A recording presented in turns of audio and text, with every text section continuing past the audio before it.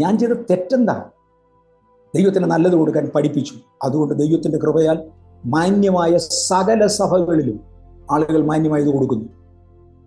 ആ ദിവസങ്ങളിൽ ഭയങ്കര പ്രശ്നം ഉയർന്നു. ഞാൻ ഇന്നും വിശ്വസിക്കുന്നു, ദൈവത്തിന് കൊടുക്കണം, നല്ലത് കൊടുക്കണം. ദൈവം മനസ്സാ നോക്കുന്നത്.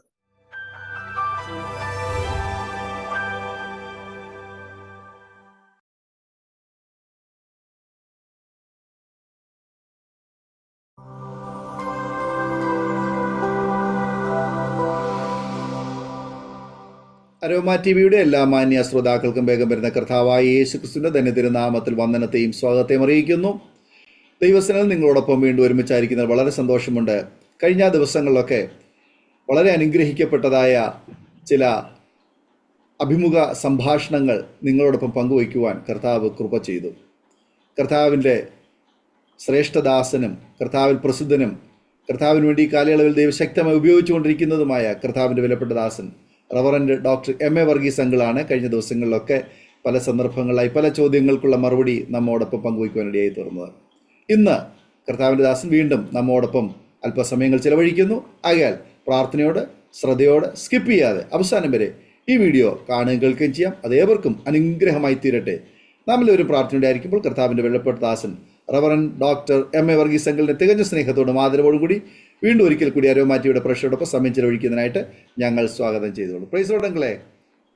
Thank you pastor. Praise lord, praise Lord.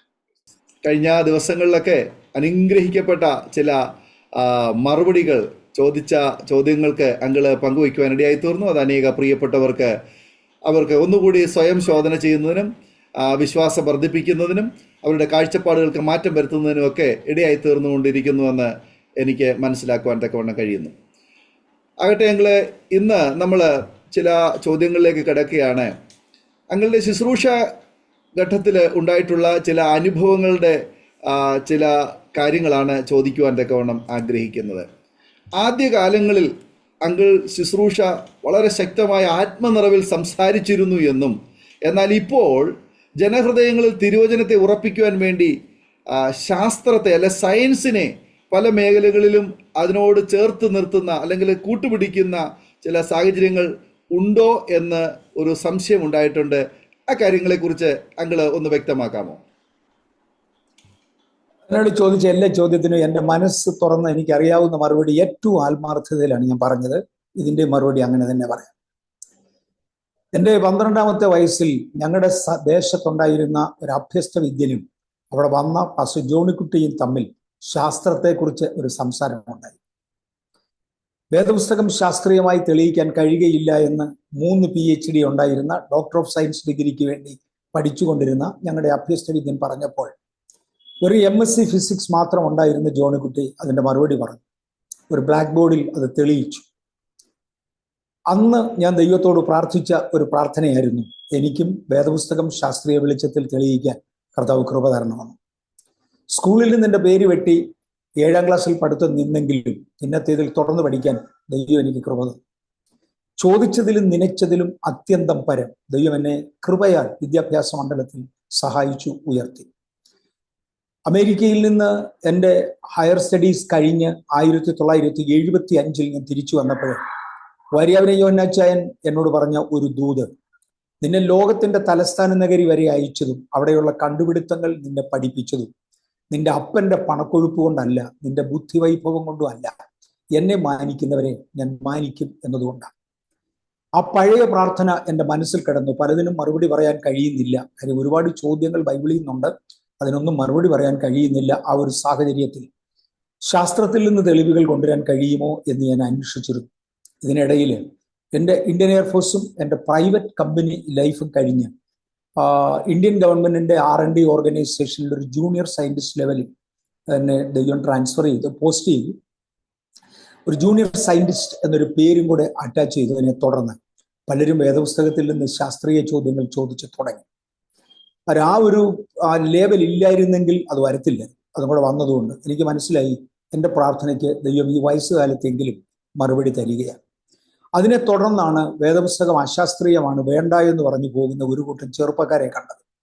ആ കൂട്ടത്തിൽ എൻ്റെ മനസ്സിനെ നന്നായി നോവിച്ച ഒരാളിൻ്റെ ചരിത്രം പറയാം. പേരൊന്നും ഞാൻ പറയത്തില്ല. കഴിഞ്ഞതിൻ്റെ മുമ്പിലത്തെ തലമുറയിൽ ദൈവത്തിനു വേണ്ടി അതിശക്തമായി നിന്ന മെയിൻ ലൈൻ പെന്തക്കോസ്റ്റൽ ചർച്ചസിലെ ഒരു ആദ്യകാല സുവിശേഷകന്റെ കൊച്ചുമോൻ, അതെ കൊച്ചുമോൻ, ഇന്ന് ദൈവം ഇല്ല എന്ന് വാദിക്കുന്നവരുടെ കൂട്ടത്തിൽ അവൻ പള്ളിയിൽ പോകുന്നില്ല. അവനെ പോലെ ആയിരങ്ങൾ പള്ളിയിൽ പോകാത്ത ചെറുപ്പക്കാർ നമുക്കുണ്ട്, പെന്തക്കോസ്റ്റിന്റെ യങ്ങർ ജനറേഷൻ. അവനോട് എന്തോ സംസാരിക്കാൻ എനിക്ക് സാധിച്ചു.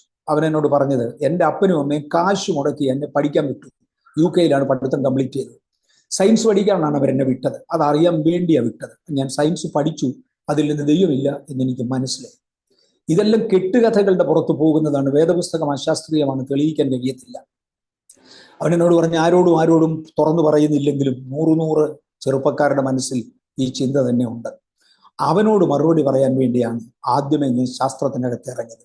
അതോടുകൂടെ ഒരു പറ്റം ചെറുപ്പക്കാരെ കർത്താവിന് വേണ്ടി നേടുവാൻ എനിക്ക് കഴിഞ്ഞു. വീഴ്ചയുടെ വക്കത്ത്, തയ്യാലപ്പുറത്തെ തേങ്ങ പോലെ എന്ന് പറയാറുണ്ട്, വീഴ്ചയുടെ വക്കത്ത് നിന്ന ഒരു പറ്റം ചെറുപ്പക്കാരെ. പക്ഷേ ഇന്ന് എനിക്ക് എൻ്റെ മലയാളം സെക്ഷൻ്റെ ഫാസ്റ്റിംഗ് പ്രയർ കഴിഞ്ഞ ശേഷം ഇന്ന് രാത്രിയിൽ തമിഴ് സെക്ഷൻകാർ ക്രമീകരിച്ച ഒരു മീറ്റിങ്ങിന് ഞാൻ പോയി. ഏതാണ്ട് 350-400 യുവാക്കൾ യുവതികൾ ഉണ്ടായിരുന്നു. ഞാൻ വേദപുസ്തകത്തിലൂടെ ദൈവ സൃഷ്ടിയെ എടുത്തു. അതിനുശേഷം ശാസ്ത്രത്തിലൂടെ ദൈവ സൃഷ്ടിയെക്കുറിച്ച് എന്തു പറയുന്നു എന്ന വിഷയം അവരോട് തെളിയിച്ചു. ഒരു 300 പേരെങ്കിലും, 350ഓളം പേര് ആകെപ്പാടെ പങ്കെടുത്തു. ഒരു 300 പേരെങ്കിലും അവരുടെ സംശയങ്ങൾ മാറി ഇനി കുറച്ചും കൂടെ ധൈര്യമായി ദൈവത്തെ ആരാധിക്കാം എന്ന തീരുമാനം എടുത്ത് മടങ്ങുന്നത് കാണാൻ എനിക്ക് സാധിച്ചു. ഞാൻ ഈ ആഴ്ച മുഴുവനും വൈകുന്നേരം 7 മുതൽ 9 വരെയുള്ള സമയം അവർക്ക് കൊടുത്തിരിക്കുക. ഈ ആഴ്ച മുഴുവനും ഞാൻ ചെയ്യുന്നത് ഫലവത്താണെന്ന് പ്രായോഗികമായിട്ട് ഞാൻ കാണുന്നു. വെളിയിൽ നിന്ന് ചർച്ച കാണുന്ന ഒരാളിനറിയാം ചെറുപ്പക്കാരെ കൊണ്ട് നിറഞ്ഞിരിക്കുന്നത്. ഇത് ശാസ്ത്രത്തെ ഉപയോഗിക്കാത്ത ഒരാളിനെ കൊണ്ട് കഴിയുന്നില്ല എന്ന ദുഃഖവർത്തമാനം ഞാനും നിങ്ങളും പങ്കുവെച്ചേ മതിയാവും. ഞാൻ വേദപുസ്തകത്തിന്റെ യാഥാർത്ഥ്യത തെളിയിക്കുന്ന എൻ്റെ മുൻപിലിരിക്കുന്ന കമ്മ്യൂണിറ്റിയെ ഞാൻ കണ്ടേ മതിയാവും. കിളച്ചുകൊണ്ടിരിക്കുന്നിടത്തൊന്ന് തൂമ്പായും താത്തു വെച്ച് പോരുന്ന ഒരു അപ്പച്ചനോടല്ല ഞാൻ ഇവിടെ സംസാരിക്കുന്നത്. ഞാൻ വേറൊരു യുഗത്തിലും വേറെ ഒരു സാഹചര്യത്തിലുമാണ്. ഇവിടെ ഒരു വിവരവും ഇല്ലാത്ത ഒരുപാട് പേരുണ്ട്. അവർ മുതൽ അഭ്യസ്തവിദ്യരായ, എനിക്ക് തോന്നുന്നത് ശാസ്ത്രജ്ഞന്മാർ തന്നെ നമ്മുടെ ചർച്ചിനകത്ത് ഒരു 15 പേര് കുറയത്തില്ല ശാസ്ത്രജ്ഞന്മാർ. എഞ്ചിനീയേഴ്സും ഡോക്ടേഴ്സും ദൈവത്തിന്റെ കാര്യമായാലും ഒരുപാട് കൂടുതലുണ്ട്. BSc MSc കഴിഞ്ഞ പിള്ളേര് ഇഷ്ടം പോലെ. ഇവരെല്ലാം കൂടെയാണ് ഞാൻ അഡ്രസ്സ് ചെയ്യേണ്ടത്. ദൈവം എനിക്ക് തന്നിരിക്കുന്ന സമൂഹം അത് അംഗീകരിക്കാൻ കേപ്പബിളാണ്. ഞാൻ ചെല്ലുന്ന എല്ലാ ഇടത്തും എന്നോട് ചോദ്യങ്ങൾ ചോദിക്കും. ആ ചോദ്യങ്ങൾക്ക് അനുസരിച്ചൊരു മറുപടി ആയിരിക്കും ഞാൻ കൊടുക്കുന്നത്. എന്നെ വിളിക്കുന്ന പാസ്റ്റേഴ്സ് എന്നോട് ചോദിക്കുന്ന ചോദ്യങ്ങൾക്കും അവിടുത്തെ കമ്മ്യൂണിറ്റി എനിക്ക് തരുന്ന ചോദ്യങ്ങൾക്കും മറുപടി എന്ന വണ്ണമാണ് ഞാൻ ശാസ്ത്രീയ വിഷയങ്ങൾ എടുക്കുന്നത്. ഞാൻ ശാസ്ത്രീയ വിഷയങ്ങൾ എടുത്തത് കൊണ്ട് ഒരൊറ്റ പെന്തക്കോസ്തുകാരൻ കള്ളു കുടിക്കാൻ പോയിട്ടില്ല. ഞാൻ ശാസ്ത്രീയ വിഷയങ്ങൾ എടുത്തത് കൊണ്ട് ഒരൊറ്റ വ്യക്തി തെറ്റിപ്പോയിട്ടില്ല. ഞാൻ ശാസ്ത്രീയ വിഷയങ്ങൾ എടുത്തത് കൊണ്ട് 100 ആളുകൾ ദൈവകൃപയിൽ നിൽക്കുന്നു. എൻ്റെ റിസൾട്ട് നല്ലതാ, എൻ്റെ ഫലം നല്ലതാ എന്നെനിക്ക് ബോധ്യപ്പെടുന്നു. മാത്രമല്ല, അറിയാവുന്നത് മാത്രം. എനിക്ക് ശാസ്ത്രമൊന്നും കംപ്ലീറ്റ് അറിഞ്ഞുകൂടാ പാസ്റ്ററെ. ഇന്നത്തെ ശാസ്ത്രലോകത്തിൽ എനിക്കറിയാവുന്നതിലെ ഏറ്റവും ഉന്നതനായി, എനിക്കറിയാവുന്ന പറഞ്ഞാൽ വ്യക്തിപരമായ പരിചയം ഉണ്ടെന്നല്ല ഞാൻ പറഞ്ഞു, അദ്ദേഹത്തിന്റെ ലേഖനങ്ങളിലൂടെ മാത്രം എനിക്കുള്ള പരിചയമേ ഉള്ളൂ. ന്യൂയോർക്ക് യൂണിവേഴ്സിറ്റിയുടെ തിയറിറ്റിക്കൽ ഫിസിക്സ് ഡിപ്പാർട്ട്മെന്റിന്റെ HOD ആയി പ്രവർത്തിക്കുന്ന മിസ്റ്റർ മിഷിയ കാക്കു എന്ന് പറയുന്ന ഒരു ജപ്പാൻകാരനുണ്ട്. അദ്ദേഹമാണ് ഇന്ന് അറിയപ്പെടുന്ന ശാസ്ത്രജ്ഞന്മാരിൽ ഉന്നതൻ. അദ്ദേഹം സ്ട്രിംഗ് തിയറി എന്ന ആ തിയറിയെ, അതിന്റെ എക്സ്പാൻഷനൊക്കെ കണ്ടുപിടിച്ചുകൊണ്ടിരിക്കുക. അപ്പൊ അദ്ദേഹത്തിന്റെ പല പ്രസ്താവനകളും എനിക്ക് ഒരുപാട് പ്രചോദനം തരുന്നതാണ്. അദ്ദേഹത്തോട് ചോദിക്കുന്ന പലരോടും അദ്ദേഹം പറയാറുള്ള മറുപടി, പ്രപഞ്ചത്തിലുള്ള മാറ്റർ ഒരു 4% പോലും നമുക്ക് അറിവില്ല. മാറ്ററിനെ എല്ലാം ഡാർക്ക് മാറ്റർ എന്ന് വിളിച്ചങ്ങ് വിടുക, നമുക്ക് അറിഞ്ഞുകൂടാ. എനർജിയുടെ 4% മാത്രമേ മനുഷ്യന് ഇത് എന്തുവെന്ന് അറിയത്തുള്ളൂ, ബാക്കി കണ്ടുപിടിച്ചിട്ടില്ല. അപ്പൊ ഈ കണ്ടുപിടുത്തങ്ങളുടെ പരിമിതിയിൽ നിന്നുകൊണ്ട് ചോദ്യങ്ങൾ ചോദിച്ചാൽ ഇതിനേക്കാൾ കൂടുതൽ അറിയാവുന്ന എന്തെങ്കിലും ഒന്നിനെ പരിചയപ്പെടുത്താതെ മാർഗമില്ല. അതുകൊണ്ട് അദ്ദേഹം ഒരു പ്രസ്താവന പറഞ്ഞു, ദ മൈൻഡ് ഓഫ് ഗോഡ്. ശ്രദ്ധിക്കണം, ഈ മനുഷ്യൻ ദൈവം ഇല്ല എന്ന് തെളിയിക്കാൻ വേണ്ടി ശ്രമിച്ചുകൊണ്ടിരുന്ന ഒരു വീരനായിരുന്നു. ഒരുപാട് തെളിയിച്ചതാണ്. അതിനുവേണ്ടി അദ്ദേഹം ഒരുപാട് പൈസ മുടക്കി, ഒത്തിരി വീഡിയോകൾ പുറത്തിറക്കി. ഈ മനുഷ്യൻ അവസാനം പറഞ്ഞിരിക്കുന്ന ഒരു statement, the mind of God is A pulsating sound of cosmic music. അതിനെ ഒന്നുകൂടെ ആവർത്തിക്കാം. ദ മൈൻഡ് ഓഫ് ഗോഡ്, ദൈവം ഇല്ലെന്ന് പറഞ്ഞ മനുഷ്യനാണ് ഇപ്പൊ പറയുന്നത്. The mind of God is A pulsating sound of cosmic music. അദ്ദേഹം ദൈവത്തെ അംഗീകരിച്ചു തുടങ്ങി. അദ്ദേഹത്തിന്റെ വാചകത്തിൽ ദൈവം എന്നൊന്നുണ്ട്, ഒരു സൃഷ്ടാവുണ്ട്. പക്ഷെ നിങ്ങൾ പറയുന്നത് പോലെ വ്യക്തികളുമായി ബന്ധപ്പെടുന്ന ആളല്ല ആ ദൈവം. ഒരു വ്യക്തിയുമായി ബന്ധപ്പെടാൻ കഴിയത്തില്ല, ഒരു വ്യക്തിയുമായി കണക്ട് ചെയ്യത്തില്ല. അതിനേക്കാളൊക്കെ ഒത്തിരി ഒത്തിരി ഒത്തിരി ഒത്തിരി വലിയ, പക്ഷെ സകലത്തിൻ്റെയും പുറകിൽ ഒരാളുണ്ട്. അദ്ദേഹത്തിൻ്റെ ഒക്കെ വായിൽ നിന്നൊരു സൗണ്ട് വന്നിട്ടുണ്ട്. അതാണ് പൾസേറ്റിംഗ് തിയറി കൊണ്ട് അദ്ദേഹം തെളിയിക്കുന്നത്. അദ്ദേഹത്തിന്റെ വാചകങ്ങൾ എടുത്തുകൊണ്ട് കയ്യാലപ്പുറത്തെ തേങ്ങ പോലിരിക്കുന്ന പലരോടും പറയാൻ എനിക്ക് കഴിഞ്ഞിട്ടുണ്ട്. അദ്ദേഹത്തിന്റെ പല ആശയങ്ങൾ ഞാൻ തൊട്ടിട്ടുണ്ട്. ലോകത്തിലെ ഏറ്റവും വലിയ ശാസ്ത്രജ്ഞനായിരുന്ന ആൽബർട്ട് ഐൻസ്റ്റൈൻ അദ്ദേഹത്തിന്റെ ഡയറി കണ്ടുകിട്ടിയിട്ടുണ്ടെന്നാണ് പറയപ്പെടുന്നത്. ഞാൻ പിക്ചർ കണ്ടിട്ടുണ്ട്, ഡയറി കണ്ടിട്ടില്ല, പിക്ചർ കണ്ടിട്ടുണ്ട്. അദ്ദേഹം പറയുന്നത്, ഞാൻ ബൈബിൾ വായിക്കുന്നതിൽ എൻ്റെ 40% സമയമെടുത്തു. ഞാൻ ഇന്ന് കണ്ടുപിടിച്ചിരിക്കുന്ന കണ്ടുപിടുത്തങ്ങളൊക്കെയും തന്നെ ബൈബിൾ വായിച്ച ശേഷം പ്രാർത്ഥിക്കുമ്പോൾ എനിക്ക് കിട്ടിയ വെളിപ്പാടുകളാണ്. അതൊരു ഭയങ്കര പ്രസ്താവനയാണ്. ശാസ്ത്രത്തെക്കുറിച്ച് താല്പര്യമുള്ളവരും പഠിക്കാൻ ആശയമുള്ളവരും കള്ളുകുടിക്കാൻ പോകാൻ വേണ്ടിയിട്ട് ദൈവമില്ലെന്ന് ശാസ്ത്രം കണ്ടുപിടിച്ചു എന്നൊക്കെ പറഞ്ഞങ്ങ് പോകുന്ന പിള്ളേരുടെ കാര്യം വിടെ. ആത്മാർത്ഥതയുള്ള കുറേ എണ്ണം പെന്തിക്കോസ് വരാൻ മടിക്കുന്നവരുണ്ട്. കാരണം വേദപുസ്തകം അംഗീകരിക്കാൻ മടിക്കുന്നവരുണ്ട്. അവരുടെ ഇടയിൽ പ്രവർത്തിക്കാൻ ദൈവം എനിക്കൊരു അവസരം തന്നപ്പോൾ ഞാൻ എന്തുകൊണ്ട് വിടണം? ഞാൻ ഒരു ഞായറാഴ്ച ഒരു മെസ്സേജ് എടുത്താൽ ഏറെക്കുറെ ഒരു 10,000 പേര് ആ ഒരാഴ്ച കൊണ്ട് അത് യൂട്യൂബിനകത്ത് മാത്രം കാണും. എൻ്റെ അറിവിൽ ഹാർവസ്റ്റ് ടെലിവിഷൻ പറയുന്നതിനനുസരിച്ച് ഒത്തിരി ലക്ഷങ്ങൾ അവർ ഹാർവസ്റ്റ് ടെലിവിഷനിൽ കാണും. എങ്ങനെ കുറഞ്ഞാലും ഒരു 100 പേരെങ്കിലും ഒരാഴ്ചയിൽ ടെലിഫോണിലോ ഇമെയിലിലോ എന്നെ കോൺടാക്ട് ചെയ്തുകൊണ്ട് ശാസ്ത്രീയ വിഷയങ്ങളെക്കുറിച്ച് എടുത്ത വിഷയങ്ങൾ പ്രധാനപ്പെട്ടതായിരുന്നു, അവരുടെ പല സംശയങ്ങൾ മാറിയെന്നും പറയുന്നത് കേട്ടു. എനിക്ക് മനസ്സിലായില്ലെന്ന് പറയുന്ന ഒരു മനസ്സിലാകാത്തവനെ ഞാൻ കൺസിഡർ ചെയ്യണോ? അവർക്ക് വേണ്ടി പ്രസംഗിക്കുന്ന പ്രസംഗകർ ഒരുപാടുണ്ടല്ലോ, അവർക്ക് പ്രയോജനമൊന്നും ഉണ്ടായില്ലെങ്കിലും സമയം കൊന്നു കിട്ടും. അങ്ങനെ പോകുന്നവർ ഒരുപാട് പേരുണ്ട്. ഇതിന്റെ തെറ്റ് എനിക്ക് മനസ്സിലായില്ല. ഞാൻ ഒരു പ്രാവശ്യം കൂടെ ഞാനിത് പറയുന്നത് കൊണ്ട് ഒറ്റ പെന്തക്കോസ്തുകാരൻ അന്യഭാഷ വേണ്ടാന്ന് പറഞ്ഞിട്ടില്ല, ദൈവത്തെ വേണ്ടാന്ന് പറഞ്ഞിട്ടില്ല, കള്ളു കുടിക്കാൻ പോയിട്ടില്ല, പള്ളിയിൽ വരാതിരുന്നിട്ടില്ല. അതാണ് സ്ഥിതിയെങ്കിൽ ഞാൻ പറയുന്നത് നല്ലതല്ലേ? ഒന്ന് ആത്മാർത്ഥമായിട്ട് പറ. പണ്ട് കർത്താവ് പറഞ്ഞ പോലെ നീതിയോടെ വിധിക്ക്, കാഴ്ചപ്രകാരം വിധിക്കാതെ സത്യമനുസരിച്ച് വിധിക്ക്. അതിന് കഴിവില്ലാത്ത ഒരാളിനോട് അത് ചെയ്യാൻ ആരും ആവശ്യപ്പെടുന്നില്ല. എനിക്ക് കഴിവുണ്ടായിട്ടല്ല, ദൈവം എന്നെ എവിടെയോ ശക്തീകരിച്ചു. അതുകൊണ്ട് കുറച്ച് കാര്യങ്ങൾ പറയാൻ എനിക്ക് സാധിച്ചു. മാത്രമല്ല, ഞാനിത് പറഞ്ഞു തുടങ്ങിയതിനെ തുടർന്ന് ലോകവ്യാപകമായി ശാസ്ത്രീയ ലെവലിൽ വർക്ക് ചെയ്യുന്ന ഒരു കൂട്ടം ആളുകൾ എന്നോട് ബന്ധപ്പെട്ടു. ഞാനിവിടെ പറയുന്ന പലതിനും റെഫറൻസുകൾ അവരെടുത്ത് അയച്ചു തരാൻ തുടങ്ങി. ഞാൻ ഏലിയൻസിനെ കുറിച്ച് കുറേ വർഷങ്ങൾക്ക് മുമ്പേ പറഞ്ഞിരുന്നു. ഇന്ന് അമേരിക്കയിൽ നിന്ന് ഒരു ഫാമിലി ബാംഗ്ലൂരിലെ നമ്മുടെ ഉപവാസ പ്രാർത്ഥനയിൽ പങ്കെടുത്തിരുന്നു. അവർ പറഞ്ഞ വർഷങ്ങൾക്ക് മുമ്പേ ഞങ്ങൾ ഏലിയൻസിനെ കുറിച്ച് പറഞ്ഞിരുന്നപ്പോൾ സംശയാസ്പദമായി ഞാനും ചിന്തിച്ചു. കാര്യം അഭ്യസ്ത വിദ്യരെന്നും വേദപുസ്തകത്തിൽ പരിചയമുള്ളവരെന്നും ഒക്കെ ഞങ്ങൾ തെറ്റിദ്ധരിച്ചിരുന്ന ഒരു കൂട്ടം ആളുകൾ അതിനെതിരായി സംസാരിച്ചു. ഇന്ന് ലോകം മുഴുവൻ ഏലിയൻസിനെ അംഗീകരിച്ച് കഴിഞ്ഞു. ഒരുമാതിരി പഠിത്തമുള്ളവനും പള്ളിക്കൂടത്തിൽ പോയവനും ഒക്കെ അംഗീകരിച്ച് കഴിഞ്ഞു. ഏലിയൻസിന്റെ കൂടുതൽ വിവരങ്ങൾ അങ്കിൾ തന്നു. അതുകൊണ്ടാണ് നിങ്ങൾക്ക് കൂടുതൽ മനസ്സിലായത്. പക്ഷേ ഞാൻ ഏലിയൻസിനെ കുറിച്ച് സംസാരിച്ചു കഴിഞ്ഞു. ഒരു കൂട്ടം നിരൂപകന്മാർ എഴുന്നേറ്റ് മണ്ടത്തരം പറഞ്ഞു. അവർ പറഞ്ഞ ഉടനെ ഒരൊറ്റ മോൻ, 21 വയസ്സുള്ള കൊച്ചിക്കാരൻ ഒരു മോൻ, അവന്റെ പേര് ഞാൻ ഇപ്പോൾ ഓർക്കുന്നില്ല, ഇപ്പോൾ ആൾ UK എനിക്ക് അത്തരം വരെ കറക്റ്റ് അറിയാം, അവന്റെ പേര് ഞാൻ ഇപ്പോൾ ഓർക്കുന്നില്ല. അവൻ എനിക്ക് അയച്ച 40 പുസ്തകങ്ങളാണ് ഏലിയൻസിനെ കുറിക്കുന്ന. കാര്യം യുവതലമുറയ്ക്ക് ഇതിനെക്കുറിച്ചൊക്കെ നന്നായി അറിയാം. കാര്യം നമ്മുടെ കുറച്ച് അപ്പച്ചന്മാർക്ക് ഇതിനെക്കുറിച്ച് അറിവില്ലെങ്കിൽ, അല്ലെങ്കിൽ ഈ ബൈബിൾ സ്കൂളിൽ പോയതല്ലാതെ ഈ പൊതുലോകവുമായി വലിയ ബന്ധമില്ലാത്തവർ, അവർ തിയോളജി പഠിച്ചു കാണും, ഇല്ലെന്നല്ല ഞാൻ പറയുന്നത്, ഫിലോസഫി പഠിച്ചു കാണും, ഇല്ലെന്നല്ല ഞാൻ പറയുന്നത്. പക്ഷെ പൊതുലോകത്തിലെ ആളുകൾക്ക് പൊതുവെ അതല്ല താല്പര്യം. വെറും തിയോളജിയെക്കുറിച്ചും സാഹിത്യത്തെക്കുറിച്ചും ആളുകൾ പറയുന്നത് മറ്റൊന്നും ചെയ്യാനില്ലാത്തപ്പോൾ 1-2 മണിക്കൂർ കൊല്ലാൻ ഇവരെ സാഹിത്യകാരന്മാരെ ഉപയോഗിക്കാമെന്നുള്ളതല്ലാതെ പ്രായോഗിക പ്രയോജനം ഒന്നും ഇവരിൽ നിന്നില്ല എന്നാണ് പറയുന്നത്. എനിക്കറിഞ്ഞുകൂടാ, അതെൻ്റെ വാചകവുമല്ല, ഞാൻ എവിടെയോ കേട്ട വാചകം പറഞ്ഞത് മാത്രമേ ഉള്ളൂ. പക്ഷെ അറിയണമെന്ന് താല്പര്യമുള്ള പലരും അറിഞ്ഞു. ഇന്ന് ഇതിന്റെ വലിയ ഗൗരവങ്ങളിലേക്ക് നമ്മൾ കടന്നു. ലോകം അതിനെ അപ്രൂവ് ചെയ്തു. ഇതുപോലെയാ കാര്യങ്ങൾ. ഞാൻ പറഞ്ഞ ഒരൊറ്റ മോൻ എനിക്ക് അയച്ചു തന്ന പുസ്തകങ്ങൾ എല്ലാം കൂടെ ഒരു 60ഓളം പുസ്തകങ്ങൾ എനിക്ക് കിട്ടി. ഇതിനകത്ത് പലതും റിപ്പീറ്റേഷൻ. ഇപ്പോൾ A അയച്ചു തന്നെ B വായിക്കും, B അയച്ചു തന്നെ C വായിക്കും. പക്ഷെ ലോകത്തിൽ ഇതിന് റെസ്പോൺസ് ഉണ്ടെന്നും ഇതിനെക്കുറിച്ച് അറിയാൻ താല്പര്യപ്പെടുന്ന ഒരു ഗ്രൂപ്പ് ഉണ്ടെന്നും അത് മനസ്സിലാക്കി ആളുകൾ ഇത് മനസ്സിലാക്കി. ഇതുകൊണ്ടാണ് ഞാൻ ശാസ്ത്രത്തെക്കുറിച്ച് എനിക്കറിയാവുന്ന ചെറിയ നോളജിൽ ഒരല്പമൊക്കെ പറയുന്നത്. എന്നേക്കാൾ കൂടുതൽ ശാസ്ത്രം പറയുന്ന അനേക സുവിശേഷകന്മാരുണ്ട്. മനുഷ്യ ശരീരത്തിന്റെ സൃഷ്ടി വിശദീകരിക്കുന്നവരുണ്ട്. അത്ഭുതവും ഭയാനകവുമായി അങ്ങനെ സൃഷ്ടിച്ചിരിക്കുന്നു എന്നുള്ള അവർ ഒറ്റ വാക്യം എന്നിട്ട് എടുത്തുകൊണ്ട് ഒരാൾ കണ്ണിനെ കുറിച്ചൊരു വിശദീകരണം പറയുന്നത് ഞാൻ കേട്ടു. ഞാൻ കുറച്ചു നാളത്തേക്ക് അത് ഓർത്തിരുന്നു, ഇന്നത് മറന്നുപോയി.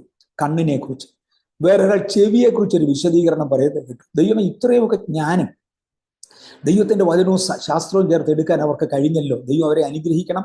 വിദ്യാഭ്യാസമുള്ള ഒരാളും കൂടെ കർത്താവിലേക്ക് വരുവാൻ ഇത് കാരണമാകട്ടെ എന്ന് പ്രാർത്ഥിച്ചു. ഇതുകൊണ്ടാണ് പാസ്റ്ററെ ഞാൻ ശാസ്ത്രം കൂടെ പറയുന്നത്. ശാസ്ത്രത്തെ കൂട്ടുപിടിച്ചതല്ല, ശാസ്ത്രം നമ്മുടെ കൂടെ ഉണ്ട്.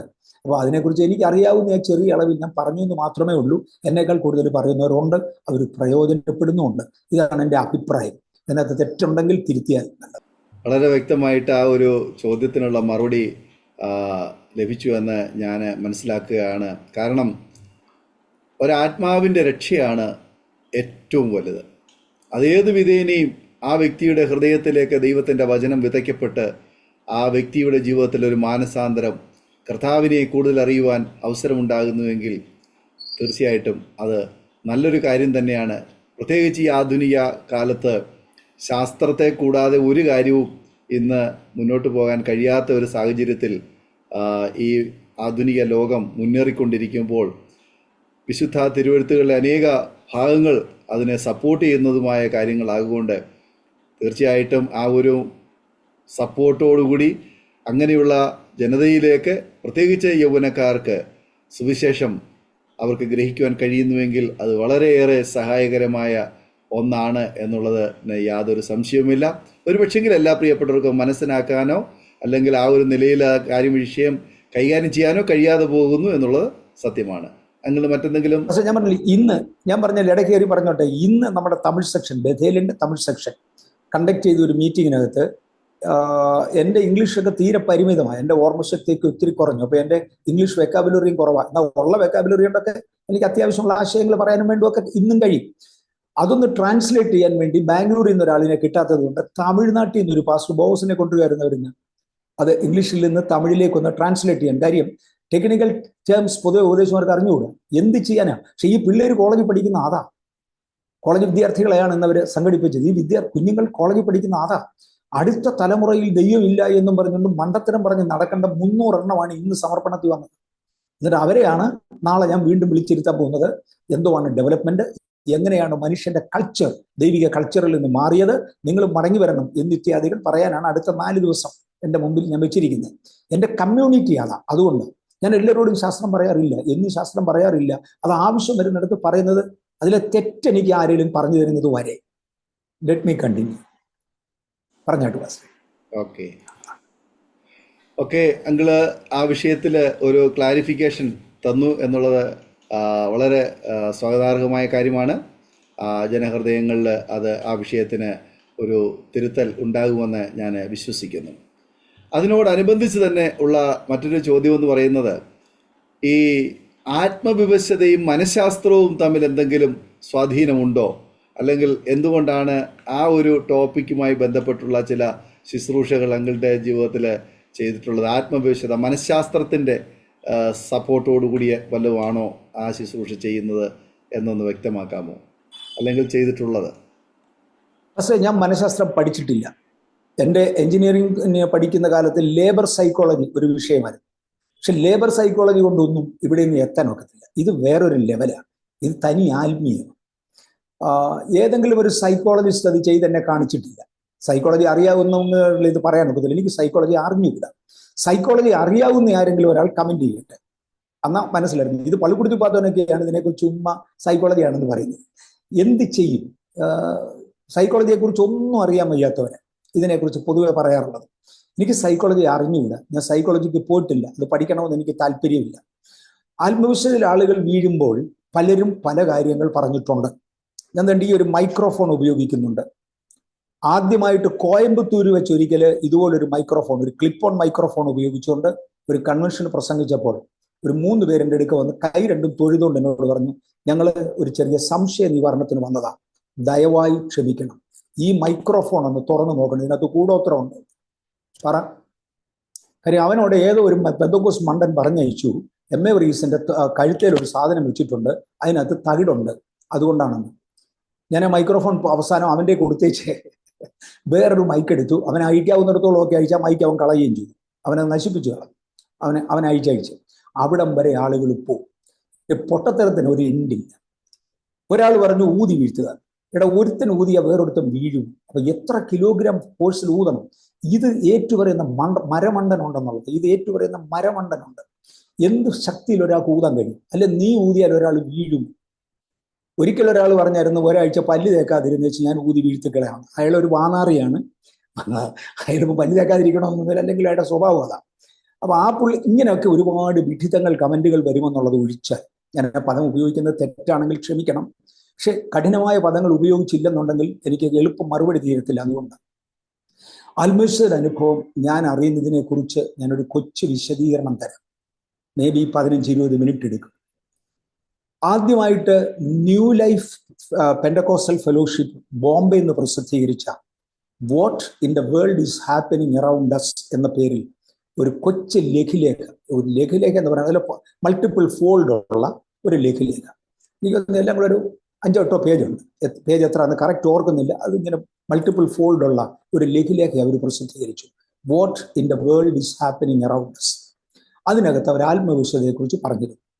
അവരതിനകത്ത് പറഞ്ഞിരിക്കുന്ന കൂട്ടത്തിൽ ആദമിന് ദൈവം ഒരു ഗാഠനിദ്ര വരുത്തി എന്ന് എഴുതിയിരിക്കുന്ന വാക്യം ടർഡേമ എന്ന വാക്കാണ് ഉപയോഗിച്ചിരിക്കുന്നത്.